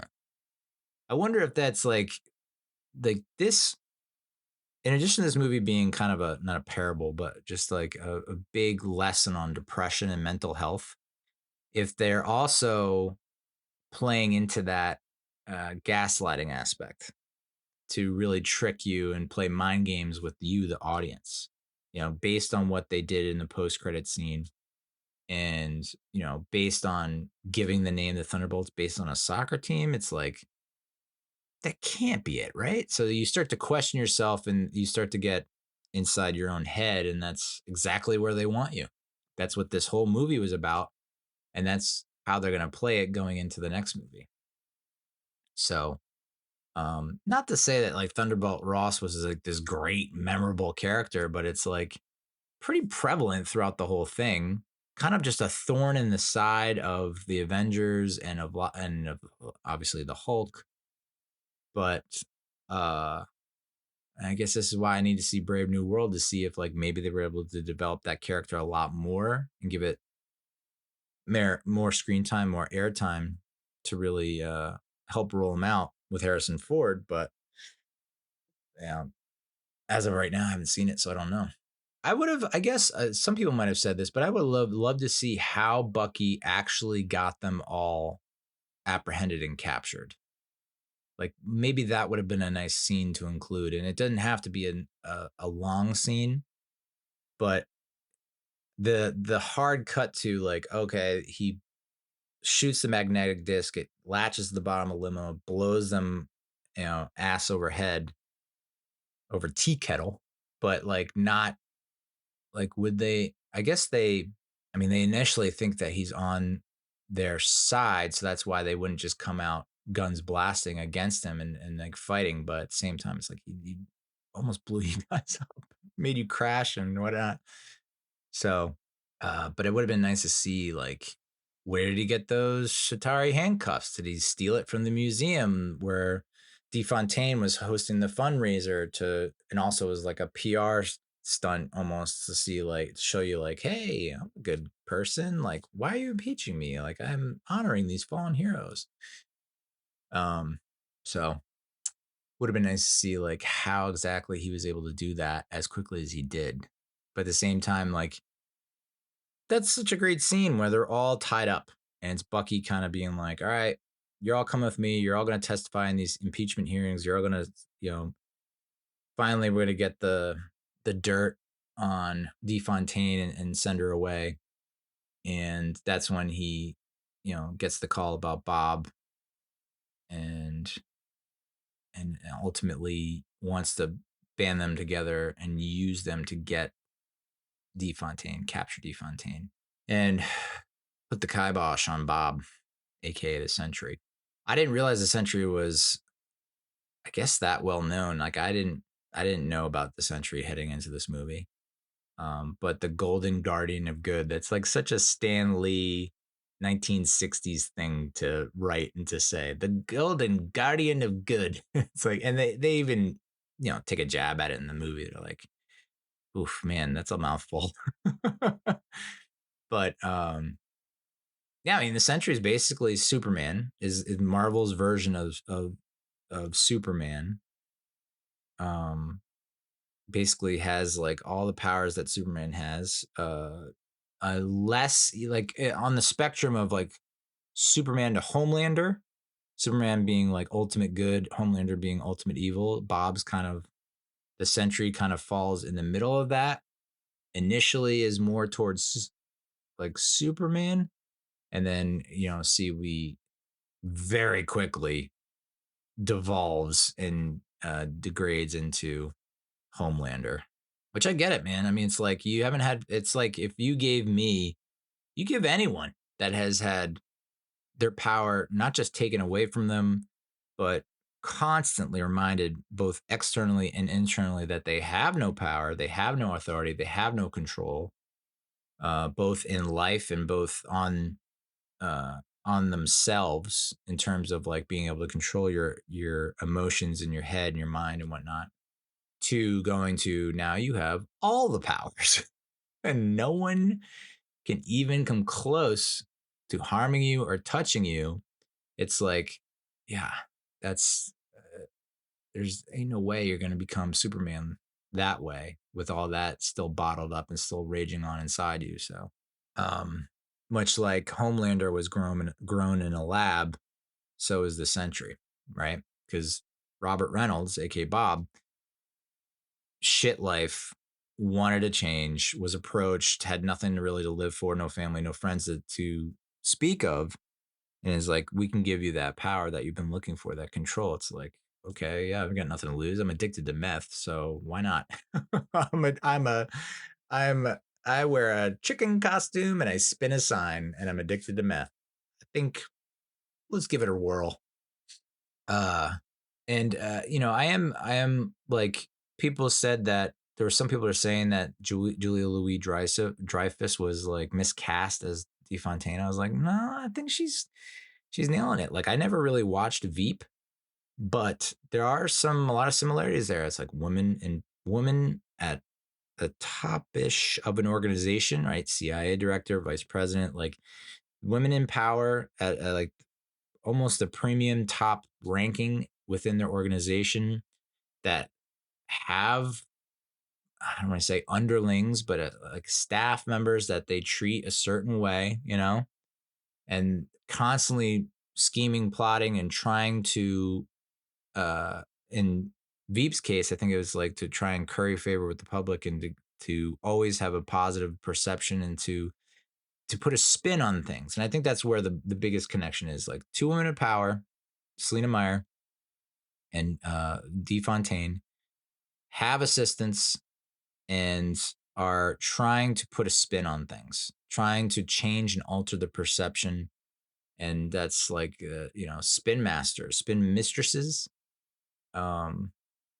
So I think she did a pretty awesome job. And her ability to adjust on the fly and to like calibrate and re-coordinate and to get back to her just ability to, it's like a Teflon Don situation, just like constantly is eking her way and slipping out of everyone's grasp.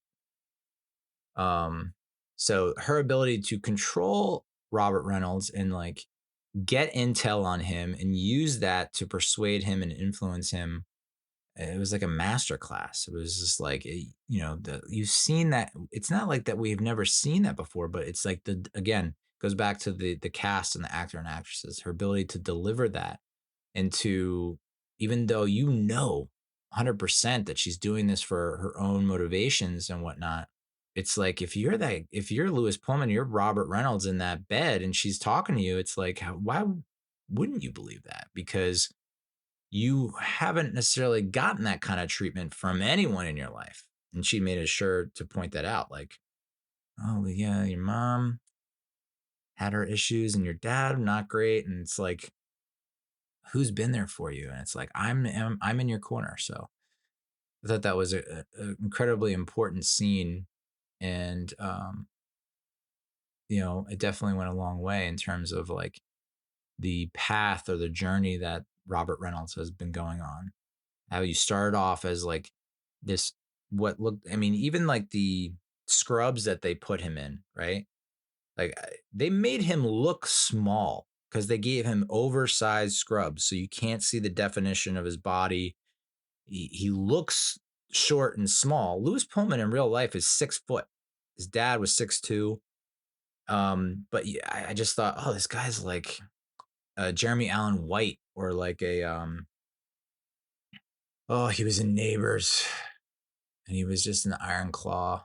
Zac Efron, because Zac Efron's kind of on the shorter side, 5'8". I want to say 5'9". Jeremy Allen White's like 5'6", 5'7". So I thought, oh, this is the kind of similar dude where it's like he's on the smaller, more slender side, but he starts off as meek and is more of like comedic, quirky, mild mannered, and then to go from that to, you have the power of 1,000 nukes or something like that. The power of 1,000 suns, equivalent of a nuke, power of a nuclear bomb, 1,000 nuclear bombs. Like, to see that transformation and that change was pretty incredible, and I have a newfound respect for Lewis Pullman because of it.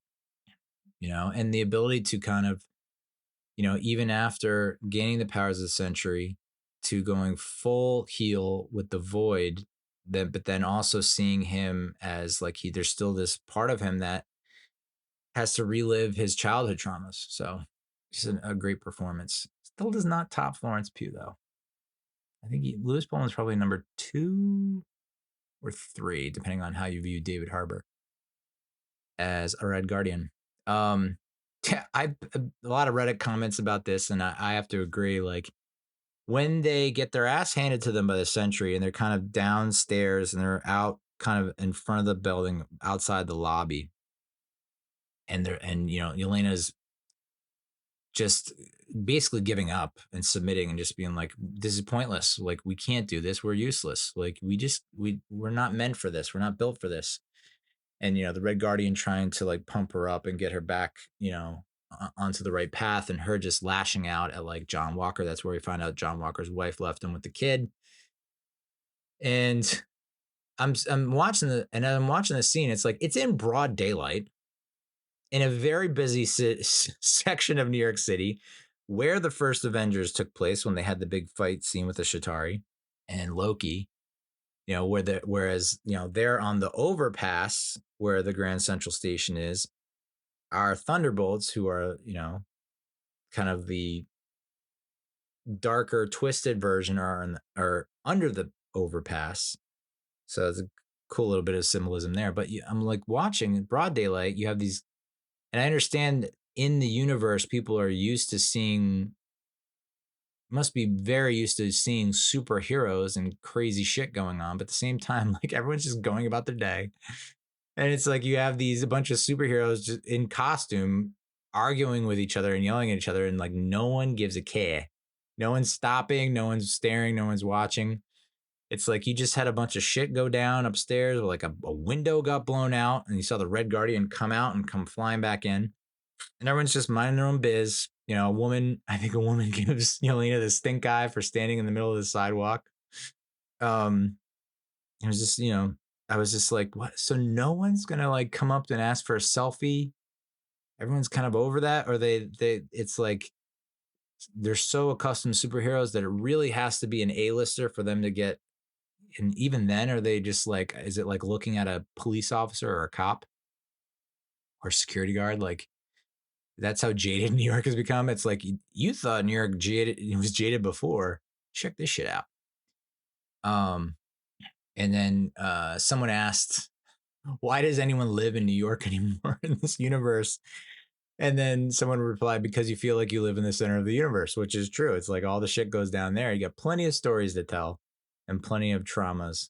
And it's like, so you can understand why they would pick New York City for this battle and for this to happen. I mean, obviously, there's some very tangible, logical explanations, but also the amount of people there and the amount of people that most likely have trauma there. So if you are, the void, which the Sentry turns into the void after the kill switch, he's Sentry's about to choke out DeFontaine because he's like, why do I need to listen to you? I'm like all powerful, all knowing, like I can do all this shit. I don't need you. Not knowing there's a kill switch, or being cocky enough to think kill switch isn't going to kill me. I'm a god, right? And so that's when Mel hits the kill switch, knocks him down, but then he gets back up again. Shout out Chumbawamba. So that Mel and Val think like, okay, that's taken care of. We'll just send in the cleanup crew, but then he's gone, and that's when the kill switch has triggered the void to come out full blast. And I gotta tell you, that villain and the ensuing damage he does is, and I can see why people are starting to make the connections to Endgame, even though there are more connections to the original Avengers. Him just disappearing people and having just like their shadows appear like is on par with when people started turning to dust in Infinity War. And I almost want to say it's more disturbing and more shocking, but I think that's recency bias coming through on my part. But I would put them at least neck and neck, head and head for like the most devastating, scary, traumatic type way for people to meet their maker, or to cause damage. 1,000%. And the director has even said, I think I have it here. It's he turns everyone in his vicinity into shadows and engulfs New York City in supernatural darkness, which is something that was foreshadowed in the opening graphic sequence, where you see they have the typical Marvel motion graphic, and it's usually lots of fanfare and there's a lot of bright colors and different flickering images. But in that, it was like the darkness and the blackness overcame it.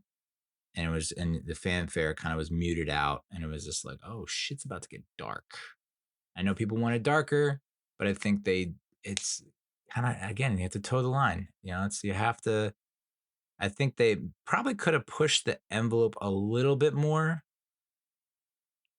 but they also understand that, I don't know that it was like everyone was clamoring for darker. The people who like dark wanted darker, and the people that are like came to see a bunch of Misfits action movie probably didn't know that they were getting into a mental health lesson. So I mean, you know, sure, there's stuff that they probably could have done better or tweaked a little bit more, but I think the end product was awesome. And like when people get voided, like when the girl gets saved by Red Guardian, and that was the other thing that people liked a lot was like the fact that here superheroes are actually you get to see them save a person as opposed to I'm just gonna fight with a teammate or fight a villain. It's like let's see them actually saving people again. It's like yeah, we have not seen that a lot. Um, and so we see it here with like Red Guardian is able to save the little girl with the concrete falls on him. You see John F. Walker, a U.S. agent. He's able to prop up a slab of concrete that was going to crush some people, but he's not quite Steve Rogers, and he's not quite a lot of these other super soldiers that maybe could lift it on his own. And so he's struggling a little bit, and that's when the rest of the team comes and help out. And that's another major, huge difference between these Thunderbolts and the Avengers is because they're not the Avengers that you know and love. They're not. They're not. At one point, I think Valentina calls U.S. Agent JV Captain America. It's like this is kind of and you even see it in the end credits. Once everything comes to light. But when that, so the girl that gets saved by Red Guardian, the concrete slab falls. He like shields her and it breaks over his back, and he's like, you're welcome or whatever. And then she just gets voided. It's like, just, and it's not a gradual, like, the dust is gradual. So that's kind of scary because you get the reaction of the character realizing they're just turning into dust. Like that's, the most emotional version of that instance is with Peter Parker, right? When he like goes to Tony Stark and is like, Tony, what's happening? Don't let him take me. I don't want to die. I don't, that was the most emotional resonant dusting, I guess you call it. Blipping. This is just like none of that. It's just so sharp and hard and severe that it's like, whoa. So that's why I know it's recent and it's in my head. So it's like, would you rather just like, it's just people just fucking disappearing? Just like no, no gradual, no like burning up, no agony. It's just quick. And you don't, it's like, whoa, is that scarier? Is it not scary? I don't know. I think it's pretty like, holy fuck. What the hell? Yeah. This person said the theater gasped. I know I gasped. People around me were like, oh, it felt like the air had been sucked in the room. I totally agree. There were some people wondering like what kind of trauma a 6-year-old would be unpacking in the shadow realm. Someone else commented in 10 years, we'll find out she's actually Red Room trained. Because it's like, well, Yelena Belova, they went flashback to this a bunch of times, and especially when she went into the shadow realm, where she's the little girl, she's in the forest, and she's baiting her friend to coming out in the open so she can get capped and whacked, as part of her training or testing. And obviously you have Ghost, Taskmaster, both young girls who went through severe traumas. So it's like, would you be surprised if this is another Red Room trained agent? But Red Room was dismantled supposedly in 2016 because I had to look it up. That's when Black Widow takes place, is in 2016. So it's like she was not born yet. This movie takes place in our 2025, but I think like 2023 is when Endgame was, right? That's when it was set, even though it came out in 2019. The movie took place in 2023, 5 years after 2019. And this is, I believe, another year or two after that. So we're at 2024, 2025, maybe 2026. So I don't think she would be Red Room trained, but someone made this, someone said, kids can be terrified of even minor things. And as a dad of a 6-year-old, I have to say, yeah, dude, there are plenty of things where it's like, I would think this would scare the bejesus out of my daughter. It doesn't, but then there's something that ultimately will, and you're like, but that's what it's just it's a vacuum. Like what? Why are you terrified of that? So, but just going back on my own personal experience when I was a 6-year-old, like how many times did I have a nightmare about my mother or father just leaving me?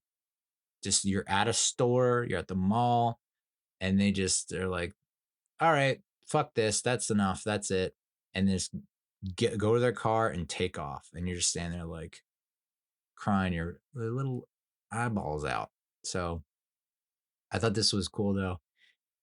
Someone said there's a really affecting episode of Bluey that's about a kid's fear of losing his parents and being left behind at the playground, even though it was just one of those I was over here and you didn't see me moments. And it's like, I remember that Bluey episode. So it's wild that comment, that Redditor had that comment, because it's like, yep, that's, you know, this, I mean, I had nightmares when I was 6 of like, and I've said this before, but like laying in bed and falling asleep, and then my fingers and my hands swell up like wildly, like overinflated to the point where it feels like they're about to burst. Like they're just throbbing because they've gotten so big and inflated with blood or whatever. And just like, and being like, oh, they're so big. I can't believe it. They're going to blow up. Like, what? Where does that come from? Why is that happening? I've never had any kind of traumas to my hands. Like what? Just so yeah. The Shadow Realm, don't worry. Don't worry about the Shadow Realm. It's fully operational. It knows what it's doing.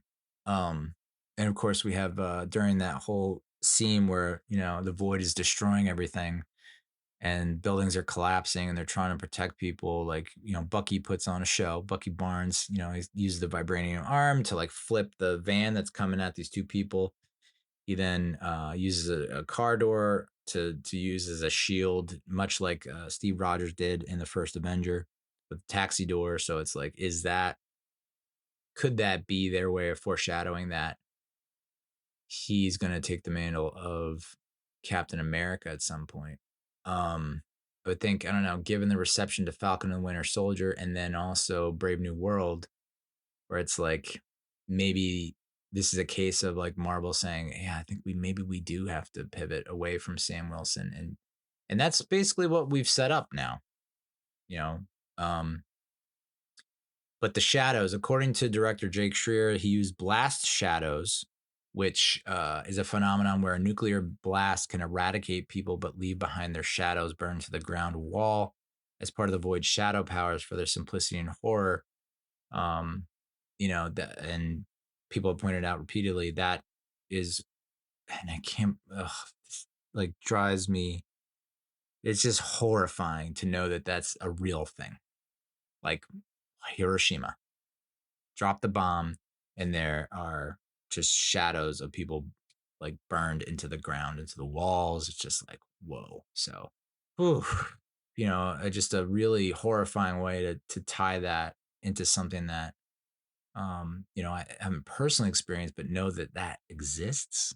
And like, okay, you say this guy has the power of 1,000 suns. He has the power of nuclear bombs. And this is, this is, we're going to make it look like a nuclear blast over and over and over again. Highly effective, highly impactful. The choice to use the famously overpowered Sentry against the Thunderbolts was a deliberate one by the filmmakers. When you have the Sentry, this is a quote, I forget from who, but when you have the Sentry and the Void, and people have said it online, how are they supposed to beat that guy, especially considering they're not as powerful and as strong and as unified as the original Avengers, right? I think majority of people would agree.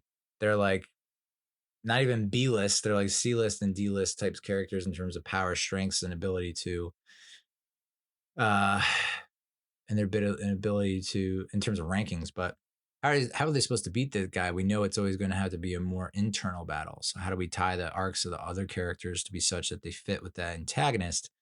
In this world, there's a lot of trauma to be mined. They've got gone through a lot.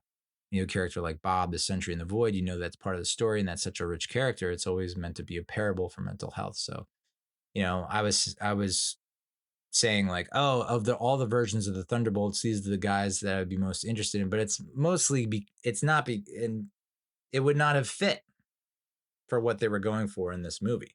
You know, yes, they've all had traumas, but these felt like more closely aligned and knit. Um, the scene where the heroes were just doing normal hero stuff and helping regular people when the building was falling was such a nice touch in return to what makes book movies great. Um, and the Void's look, the Sentry's when they first introduced the Sentry and he comes down wearing the outfit and he has the long blonde hair. I think everyone collectively was like, "Are you kidding me? Like this is more the same superhero shit that we've seen over and over again."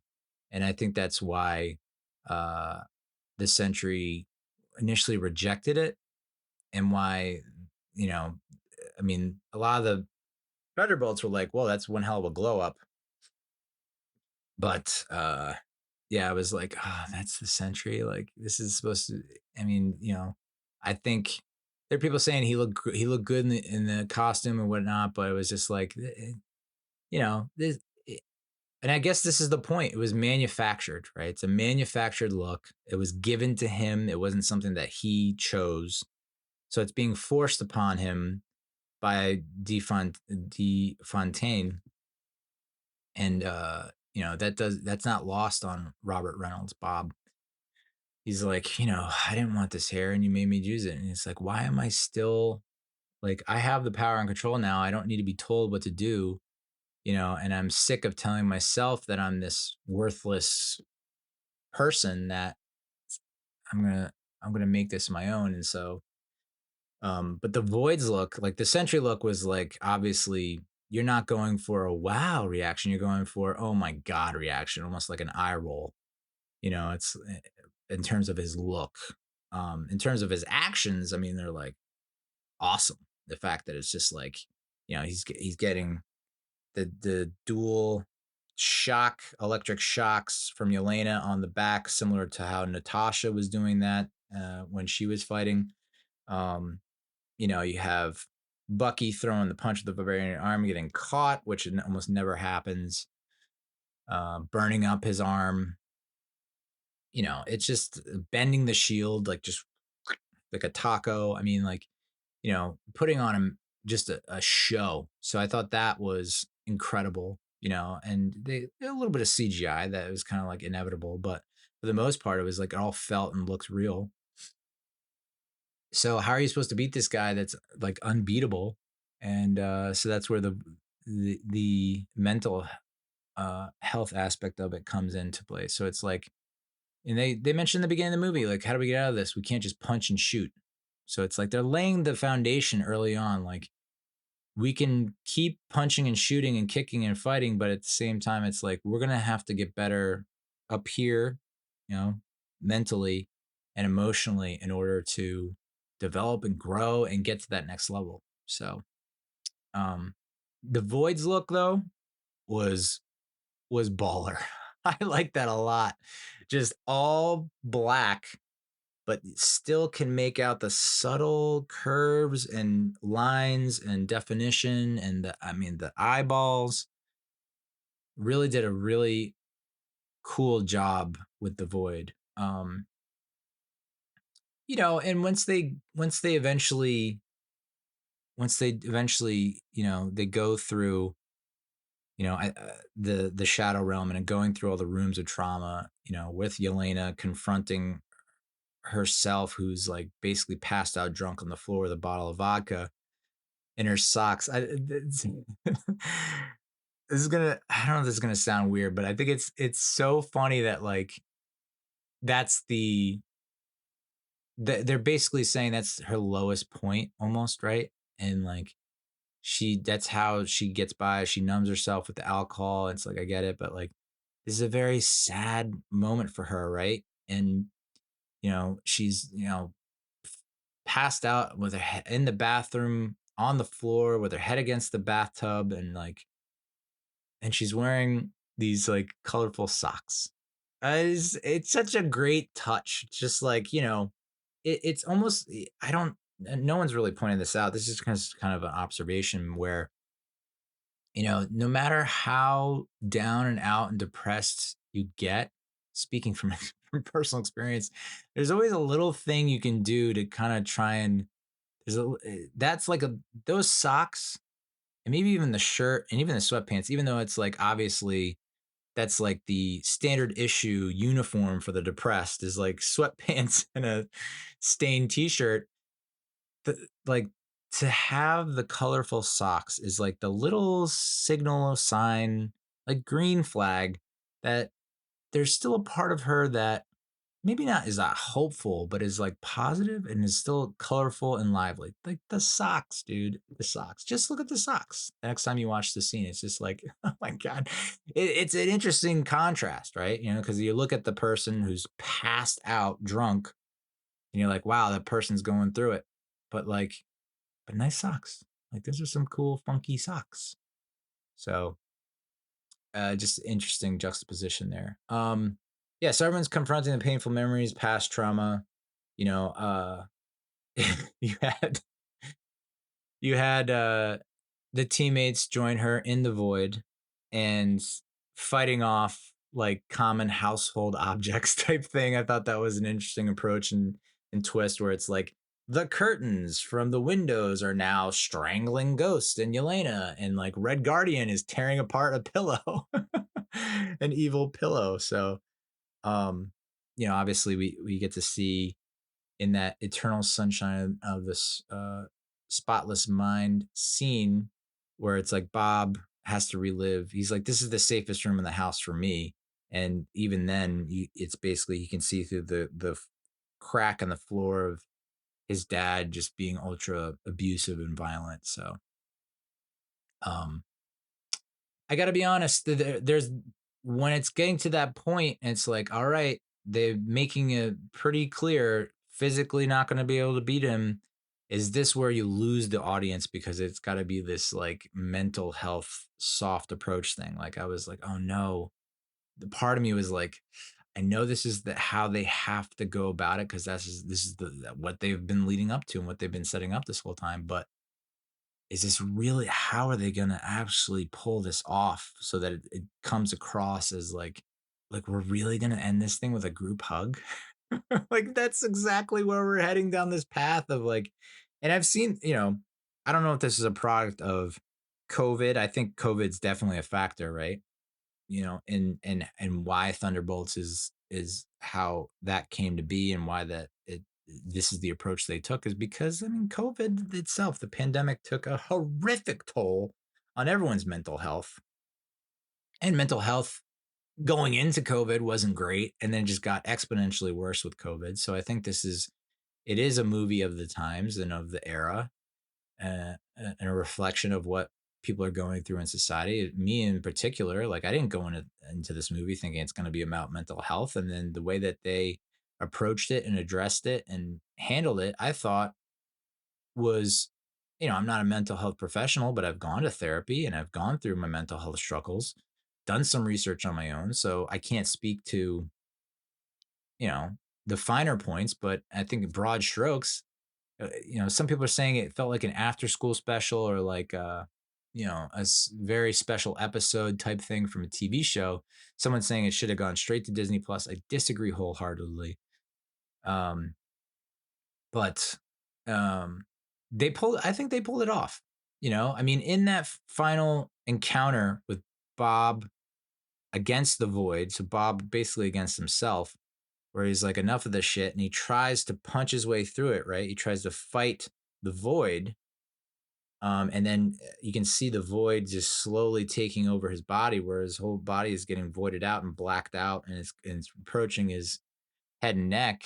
And like when Yelena kind of hugs him and brings him back down to earth, so to speak, and then the others come and do the group hug, I was like, I could see how some people would think this is cheesy and it's like, oh, because like I said, it's a trend that I've been seeing a lot, especially with superhero, not just Marvel superhero content or stories, but like across the board. I see it throughout even children's programming where it's like violence is not the answer. And like fit, punching and kicking will only get you so far.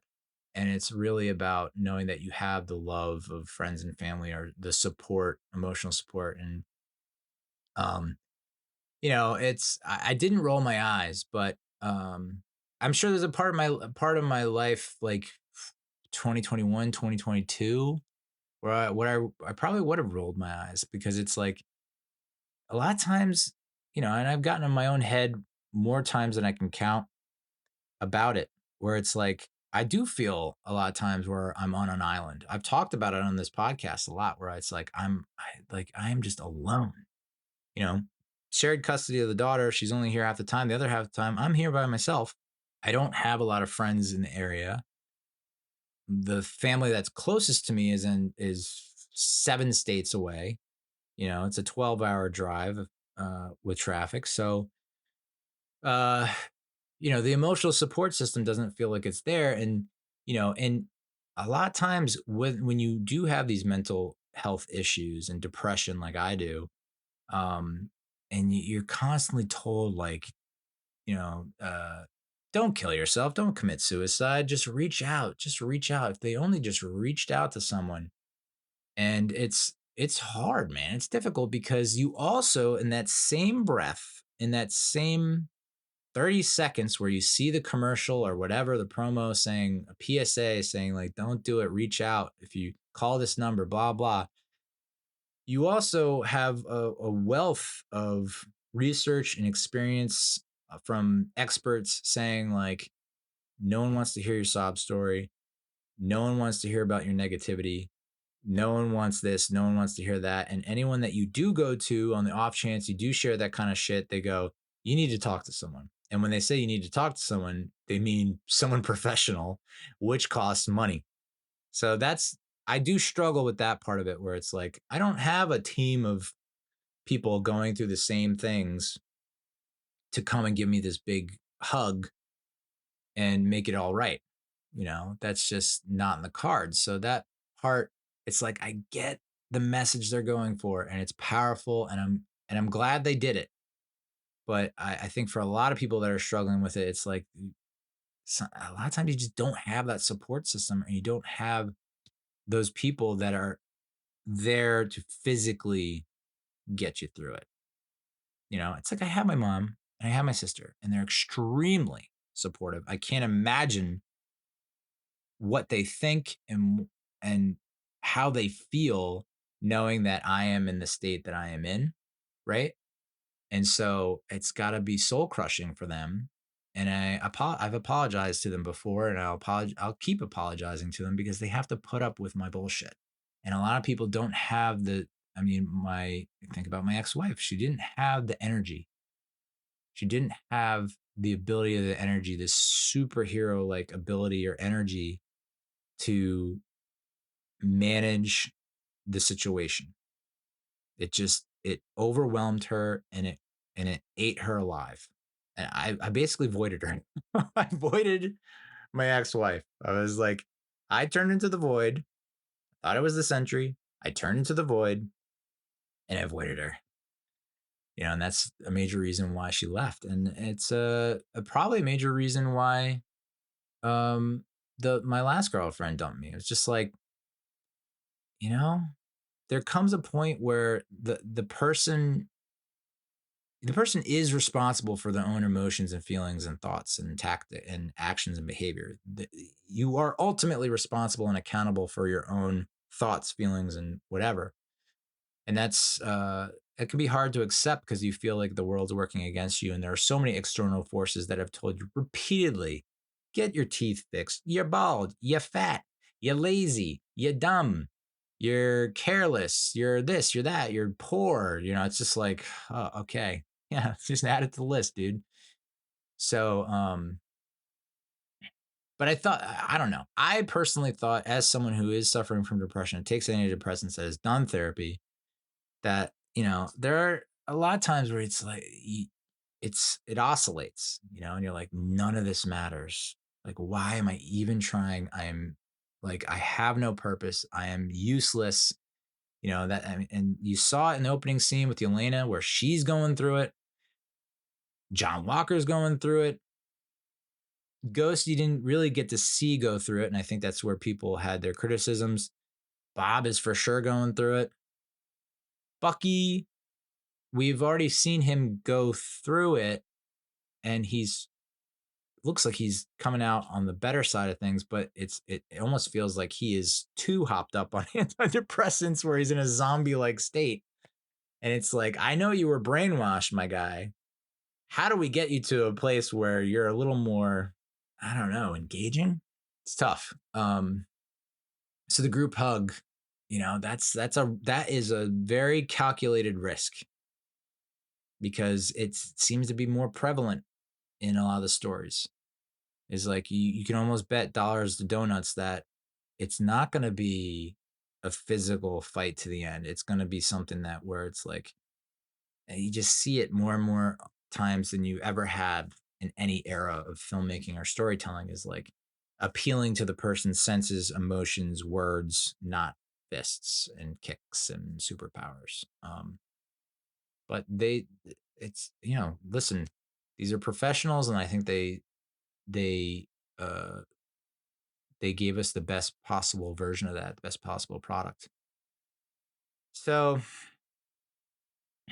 bringing light to the darkness, that's trying to find a positive spin. Like Florence Pugh, dear God, there's so many times in this movie where it's like, whether it's in the limo where Red Guardian's talking to her and saying this is your opportunity to become a leader and have your own team, have your own family, and her kind of soaking that in and trying to digest that and like coming to terms with that. And I was like, is that right? I really want.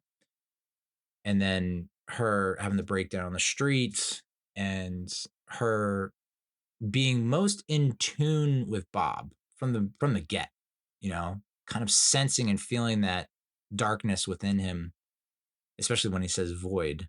I think that's the keyword that kind of sets her off, and it's like, whoa, okay, got something here. So, and what a way to end the multiverse saga, right?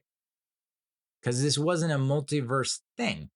There was only one little thing of multiverse, which we'll get to at the very, very tail end. But basically, this wasn't a multiverse thing, unless you're saying that the Shadow Realm is a universe separate from this sacred timeline, and that's where people were transported to. Okay, I guess that's multiversal, but I think that didn't click with me, that the Shadow Realm was a universe within the multiverse. So that didn't it wasn't, and if it was done in such a way that it wasn't smacking you in the face and then calling it out.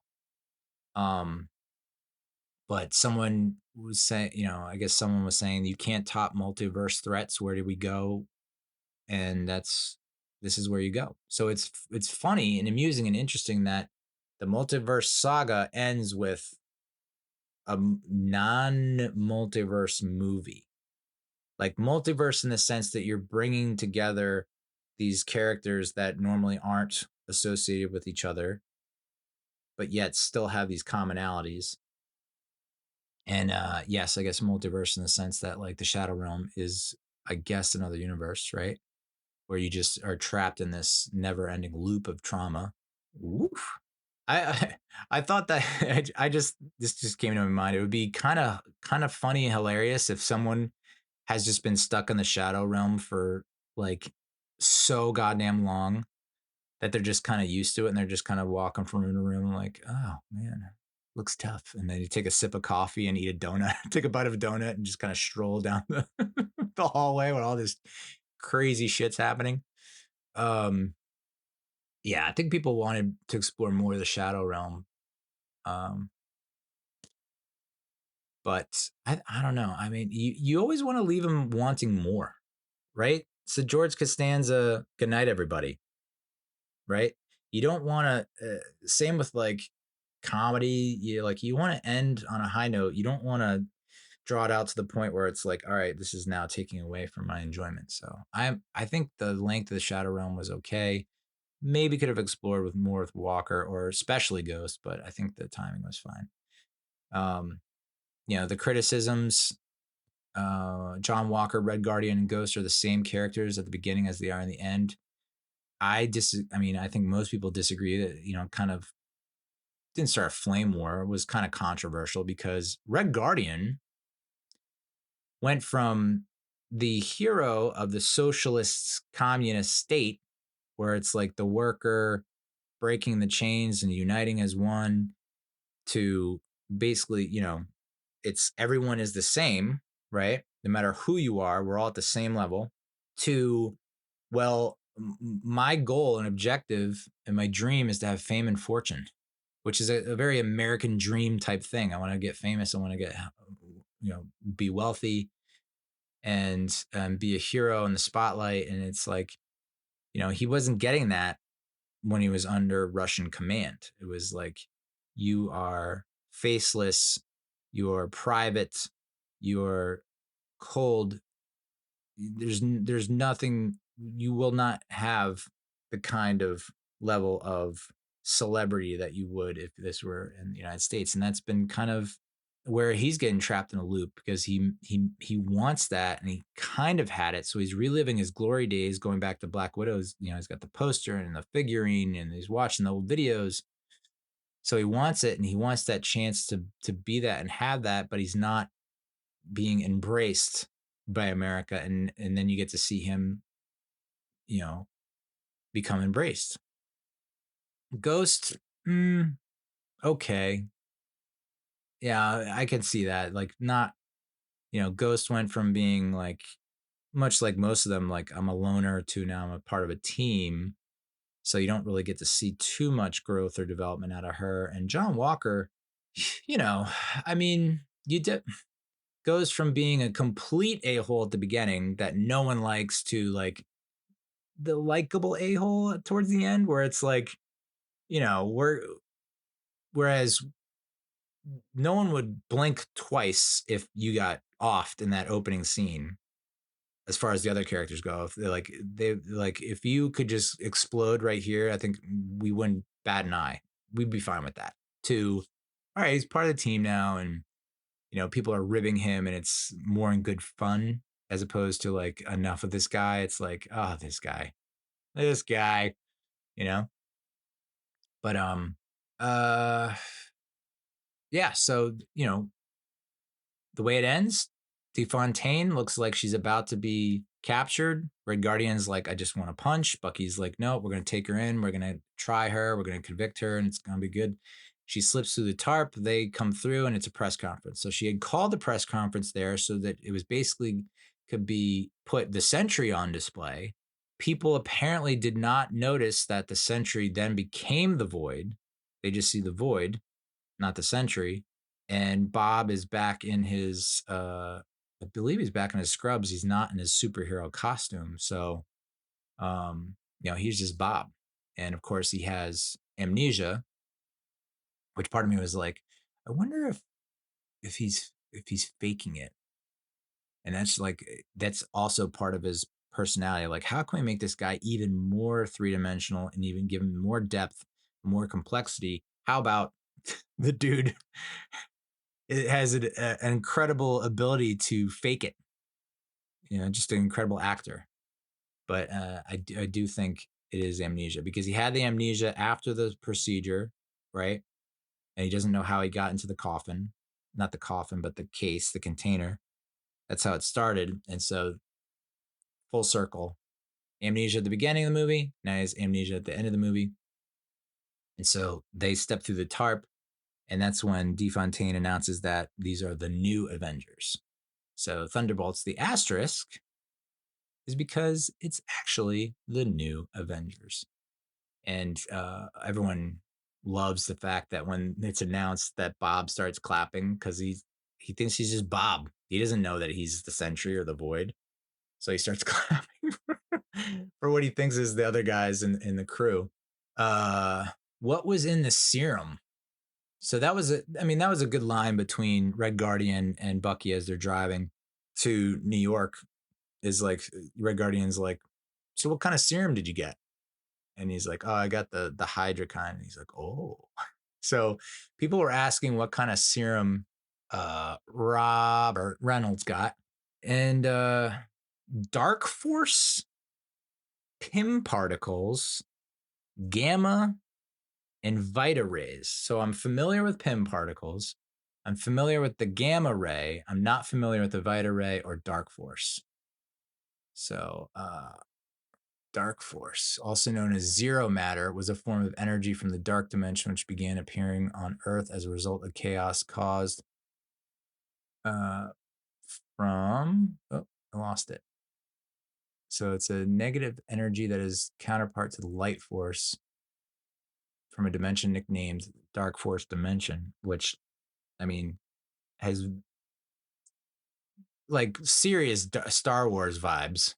But who is it used by? Zero matter. Wasn't there? Oh, so it's a form of energy from the dark dimension which began appearing on Earth as a result of the chaos codes from World War II. Cool. So several people have attempted to harness it, but they've often been stopped by Peggy Carter and Howard Stark. Interesting. So I don't know who. Mandarins, the Mandarin's Nightbringer ring can manipulate the dark force in one of the dimensions.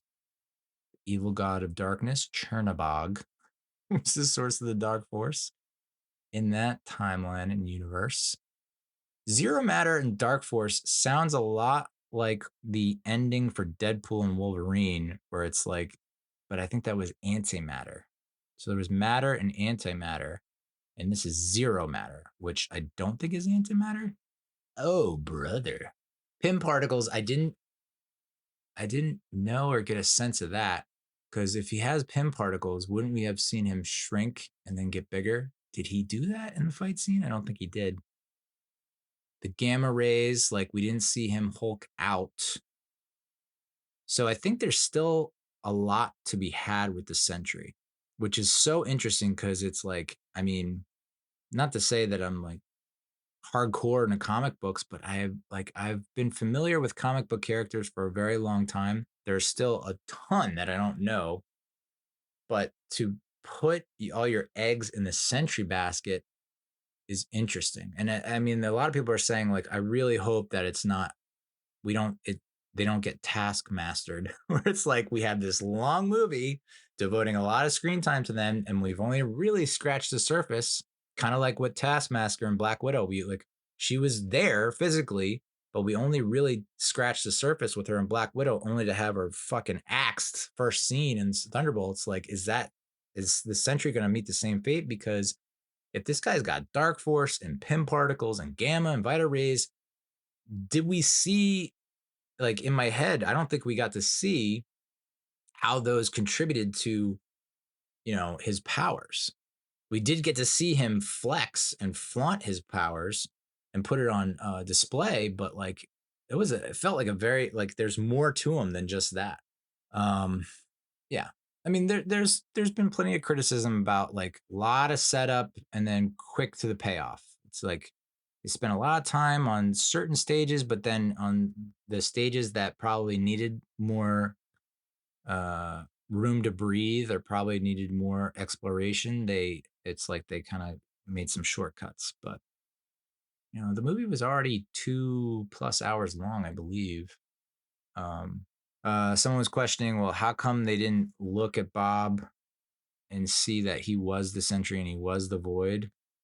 And someone theorized that the civilians lost their memory of the Void just like Bob did. Didn't the Thunderbolts lose their memory as well? And they didn't. So is it because they're super soldiers and not normal people? But Bob's was a normal guy, but is now super. So it's like, and that's another poignant part of this is like, no matter how many gifts and abilities you have, when you do have a mental health condition where you have depression and low self-esteem, you don't think you think you're powerless. And so you don't think you're worthy. And so it's like, why not just use your superpowers and get out of it? It's like saying to a depressed person, well, why don't you just don't be sad? Why don't you just, have you tried being happy? It's like similar situation to the Sentry in the Void, where it's like, well, you're the Sentry. Why can't you just like overcome this with your powers? It's like, well, something's tougher, easier said than done.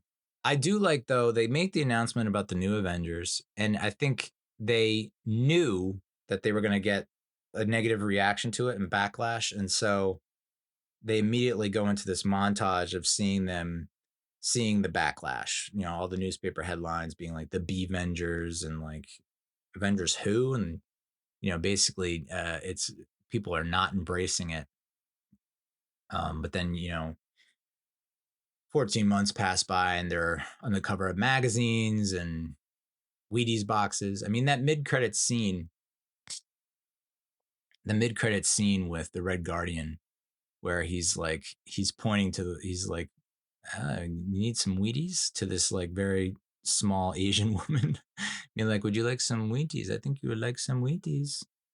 Breakfast of Champions. And like he's on the cover and trying to point to where it was, made me think of the I think it was a mid credits or post credits scene in Old School where it's Will Ferrell and he's shopping and he meets up with what's his name's ex, and she's like, why don't you come over? We're having a little party. And he's like, yeah, okay. And then he gets fired up and he starts punching the cereal box. I was like, I thought that was going to be where they were going with that, but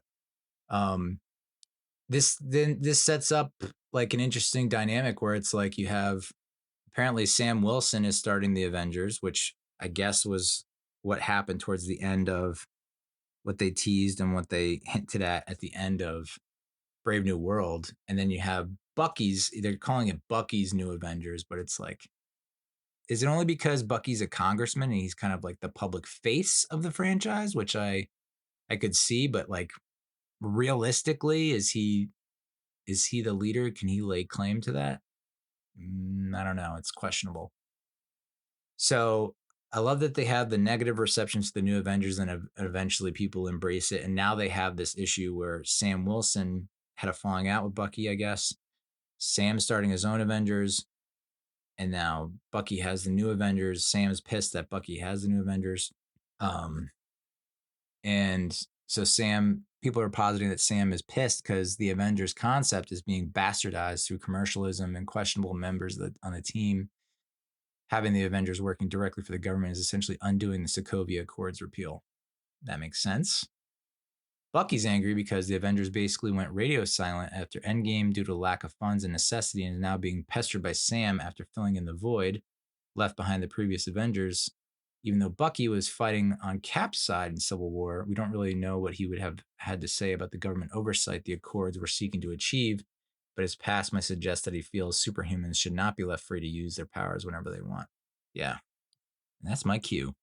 So the original New Avengers in the Marvel comics were Iron Man, so obviously not an option here. Captain America, Steven Rogers, who decided to get busy with Miss Peggy Carter. Luke Cage, Spider-Man, Wolverine, Sentry, and Echo. Echo, aka Ronin. Real name Maya Lopez, which I didn't get to watch Echo, the Disney Plus series. It's like, I heard it was okay, nothing crazy. Pretty cool New Avengers, but it doesn't. I like that they took the ragtag Bad News Bears approach to the New Avengers. Knowing that like it's funny, but it's like it's not gonna really click and stay. Like there's a void. We need to fill the void. We can be those people for the time being. I think that's the way to go about it. And then the post-credits scene. The New Avengers and Bob receive a distress signal from space. Satellite footage reveals an enormous spacecraft bearing a giant number 4. And a lot of people are like, well, you just spoiled the movie. I know the guy next to me was amped and fired up. He's like, oh my God. And it's like, I didn't have that reaction. It does make me excited for the new Final Four. The new Fantastic Four Rebirth coming out in late July. I'm still excited by it, but it was like, oh man, did they spoil it? Because you watch the trailer for the Fantastic Four Rebirth and it's like retro futuristic. So initially I thought, okay, it's the same universe. It's just they're in the 60s. And I'm like, wait a second. If the Fantastic Four rebirth story happens in the 60s, it's like way before the Avengers came together. How are they going to play that off? And then someone's like, well, no. Now we know how Fantastic Four rebirth ends. Their universe, they're either escaping, they lost to Galactus and Doctor Doom, and they escaped their universe, or did they feel like they won and they understand that this universe is in more peril? Because if you watch the trailer for Fantastic Four Rebirth, you do see Richard Reed, played by Pedro Pascal, like working out the formulas and being like, I think I done something bad. Like I think I messed up, and I think I've really fouled up the multiverse by what I've done and what we've done. So, a part of me was bummed, like, oh, wait, so did they just give it away? So it's like, obviously, I can say obviously because I have it we have it linear thinking in our brain where it's like, well, why even watch Fantastic Four Rebirth if they're just gonna show up here? It's like obviously they survived, but you know, this could be like Marvel's way of being like, we're gonna we're setting you up, and we're gonna, just like in stand-up comedy, you set them up and knock them down. So I don't hate it. I think hopefully it's not just, because there have been plenty of teases, post credits and mid credit teases that have just not paid off in any way, shape, or form. So, but this one, it feels like it's pretty congruent with what's going on and what the plan is. Um, so I guess I am excited for Fantastic Four Rebirth, and I'm interested to see how they come into the fold. The box office projections for Thunderbolts, 63 to 77 million dollar opening weekend with a target number expected to be 70, and then they ended up increasing that number as they got closer to the end of April, and projected to get 160 to 175 million dollars globally on opening weekend. And sure enough, yeah, nailed it right on the head. 46% of the domestic, or 46% of the total gross was domestic, 74 million. The rest, 54%, was international, 86 million, for a total of 160 million, which I don't know. I mean, it hit its mark. It sucks that it's kind of on the lower side. You'd like to see it get a little bit bigger, but it's understandable. It's like they had to know that going into this, that you don't have the A-list characters with the A-list, blah, blah. I still think that the talent they got pretty much across the board was A-list in terms of like the performances. Metacritic, the weighted average score was 68 out of 100. Generally favorable. The IMDb rating was 7.7 out of 10. I gave it an 8. It was a low 8 for me. 89% of all critics on Rotten Tomatoes gave it a favorable review, as well as 89% of top critics. The critics' consensus was assembling a ragtag band of underdogs with Florence Pugh as their magnetic standout.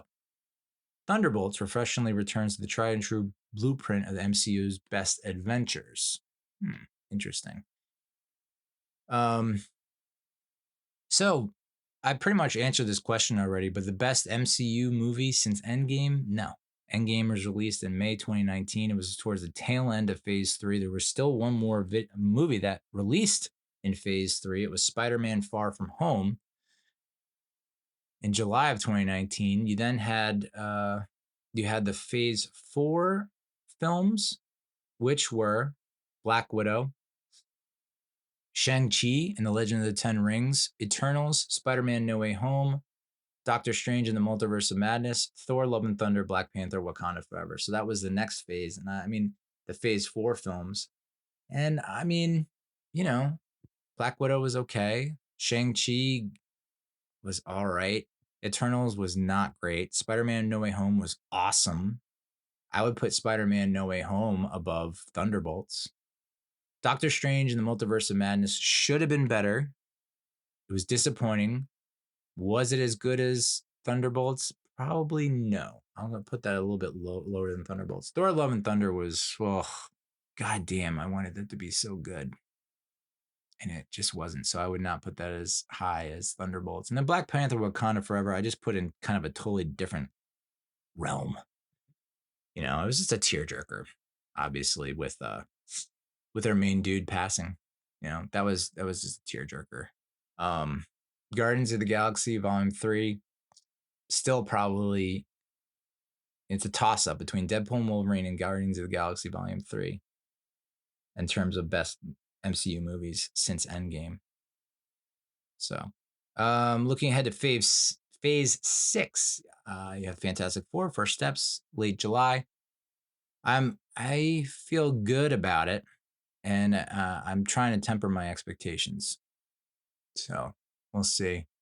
I mean, I like the look, I like the cast, you know, and I'm very interested. You know, the most interesting part is to see like how it's gonna make its way and fit into what they have going on. Much like Deadpool and Wolverine, that was a nice little taste appetizer to like, okay, this is great. We're getting this new infusion of the stuff that we've been wanting to see, but now how are you going to work it into the actual universe? Avengers Doomsday would be next in Phase 6. That's May 1st, 2026. What gives me hope about that is Michael Waldron is one of the screenwriters. Michael Waldron is behind one of the best TV series. He was a writer for Loki, which is in a time where it was like the films were struggling. That was one of the TV series that really stood out and clicked. Spider-Man Brand New Day is next in late July 2026. And then Avengers Secret Wars in May of 2027. Woo, so far off. So Avengers Doomsday will take place 14 months after the events of the Thunderbolts. And I'm just kind of speculating here, but it's going to have the Avengers, Wakandans, Fantastic Four, New Avengers, and the original X-Men teaming up to face Doctor Doom. That's wild. So, you know, I have kind of thought, okay, we know who the new Avengers are: Bucky, Elena, Walker, Red Guardian, Ghost, and Sentry. We know who Fantastic Four are: Invisible Woman, Thing, Mr. Fantastic, Human Torch. Who are the Sam Wilson's Avengers? So you have Sam Wilson, Captain America, but then I guess you have the new Falcon, who was introduced in Brave New World. Ant-Man, probably still part of the Avengers. Now gets to take on a bigger role, which is something that he's been kind of craving and asking for. Is Thor still part of the Avengers, or did I feel like Love and Thunder was him kind of exploring, like he didn't want to, he was not part of the Avengers in Love and Thunder. He had joined the Guardians of the Galaxy, and in the beginning of Love and Thunder, you see him like not necessarily clicking and fitting in with them and butting heads with Chris Pratt, Star-Lord, and going his own way. So would he make his way now back to an Avengers team that isn't quite the same Avengers team that he was dealing with? I don't know. And then Shang-Chi. Is Shang-Chi now part of the Avengers, the new Avengers with Sam Wilson, or is he going to join the new Avengers, aka the Thunderbolts, which was what happened in the comics? You have the Wakandans, so you have Shuri, aka Black Panther, M'Baku. There's no mention here about the Ironheart that was introduced in Black Panther Wakanda Forever. I feel like that was supposed to be a TV show. I don't know if that's still going to be a TV show. So maybe she'll be on the mix there. And then, you know, the original X-Men dude. And I'm talking about Patrick Stewart as Charles Xavier, Professor X, Ian McKellen. I don't know how they're going to pull this off because, like, Ian McKellen and Patrick Stewart, I mean, specifically Ian McKellen. I feel like Ian McKellen was like 70 when the first X-Men movie came out in 2000. So he's returning as Eric Lensher Magneto. I mean, I remember seeing him in Days of Future Past, which was 2014, and looking like, you know, he's seen some years, man. Alan Cumming returning as Kurt Wagner, Nightcrawler. Rebecca Romaine returning as Mystique. James Marsden returning as Cyclops, Kelsey Grammer obviously as Beast, and then Channing Tatum as Gambit. That's, I don't know if that's been officially confirmed, but that's what I'm reading here. Like, hot damn. I wonder, you know, I see this happen sometimes like in the WWE where it's like in a Royal Rumble, they'll have a surprise entrant and it's a legend from the past. And like the last time they wrestled was like 20 to 30 years ago. And they're trying to run out and they're wearing their costume or whatever. And you're just like, oh, there's a reason why they haven't wrestled in 20 to 30 years because you know, they're in their 60s or 70s. Like, hot damn, man. So it'll be interesting to see how they pull it off. Will they do de-aging digitally? Or is it really like, no, we're going to show you this is how everything progressed. You remember them. The last time you saw them all together was X-Men Last Stand. And then it was Days of Future Past, whereas the last time that we all saw them together, right? It was Days of Future Past, which was 2014. It's now 11 years. It'll be 12 or 13 years by the time we get to see them on the screen. So curious to see how they make that all come together. And, are they really going to be like, no, we're going to show them like this is them in retirement age. And we're just saying that, we know the appeal there, the nostalgic appeal, but then we're going to show you, and it's going to be the multiversal thing where it's like, and then we're going to use them to introduce the new X-Men. That's my theory. Looks like Loki's going to return. They have Namor returning here, the king of Talokan, a mutant with pointy ears, wings on his ankles, ability to breathe both in land and water. I wasn't like crazy about him in Black Panther, Wakanda Forever. Looks like Hawkeye might return, Strange, Doctor Strange, Peter Parker, obviously, Peggy Carter, Wong from Doctor Strange, and then Chris Evans, who has now played, he first played Johnny Storm, aka the Human Torch, with the original Fantastic Four that came out in the mid-aughts, and has now played Steve Rogers, aka Captain America, which was very cleverly a very clever joke in Deadpool and Wolverine. Has now been cast. Chris Evans has been cast in an undisclosed role. Whoa! So that piqued my interest, and I definitely got me excited yet again. So I don't know. I'm getting excited again. I mean, that's a hell of a phase right there. Fantastic Four, 2 Avengers movies, and a Spider-Man movie. I don't know where you go. I don't know where Spider-Man goes from here in terms of Brand New Day, unless that's like their way. It's akin to like that Captain America Civil War, where it's like it's technically a Captain America movie because it's in the title, but it's like everybody's in it. So maybe that's another version of that with Spider-Man Brand New Day. Because like Spider-Man No Way Home, I don't know where do you go from there? How do you top that? It was such a great movie. I loved it. But something to look forward to. So yeah, good movie. I just saw Sinners, a pretty awesome movie in theaters today. So I might end up doing a review of that because there's a lot there, in terms of set in early 30s Mississippi.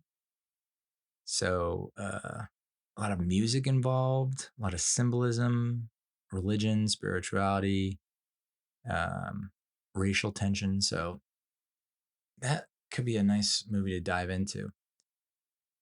And then gonna do a recap of April. I still owe you guys that. Not that there was much going on. There was a spring break trip down to South Carolina that could be entertaining. But that's Thunderbolts. I honestly don't think there's a long shelf life for the new Avengers. That feels like something that, is a placeholder. It really does. And I know people will say, why aren't you taking it seriously? And I was like, well, they're kind of poking at it. They're self-aware. They were very self-aware of that happening. And that's why they included that montage, the initial montage, and then eventually, goes to in universe, the audience accepting it. I still think the viewing audience, not in that universe, has their. I mean, I have my doubts. Like, I just don't know how. Like, you're just going to be able. Like, you're just going to be able to give everyone a group hug. Like, I don't. I don't. I don't know. So I think they're more. I think they're more boots on the ground type of unit, where it's like they. While the A team is tackling the big bads, they're more of like helping ground level, tapping into more of the espionage of it all, gathering intelligence, stealth missions, black ops, not so much public facing, even though they are now very much public facing. And that's kind of what Yelena wants, definitely what Red Guardian want. And it's John Walker has been hoping for redemption. I don't know that he necessarily got it, but interesting. Like Ghost, I don't know what Ghost's like. Is Ghost cool with this mo? Like, what's her mo? We don't know if this is exactly what she wants, but she now has the family that she didn't really have. I mean, she had the Bill Foster character played by Lawrence Fishburne, but now this is more of a family where she can get more out of it. It's more satisfying. But good movie, best movie since Endgame. No, but you had more hits than misses, or just about the same amount in Phase 5. Phase 6 looks like all bangers. I know there's only 4 releases, but they all look like they're going to be home runs. So hopefully don't screw it up. Um, again, man, it feels like there's a lot of pressure on them because of what they're basically pulling themselves out of a quagmire. And it's like, it looks like they're heading towards something that is on par with Endgame. And it's like, will they be able to stick the landing? We'll see. But for now, that's all I have. I know I left you hanging more. I left you wanting more. No, nobody wants more, dude. So until next time, thank you for listening. Thank you for watching. And adios, muchachos.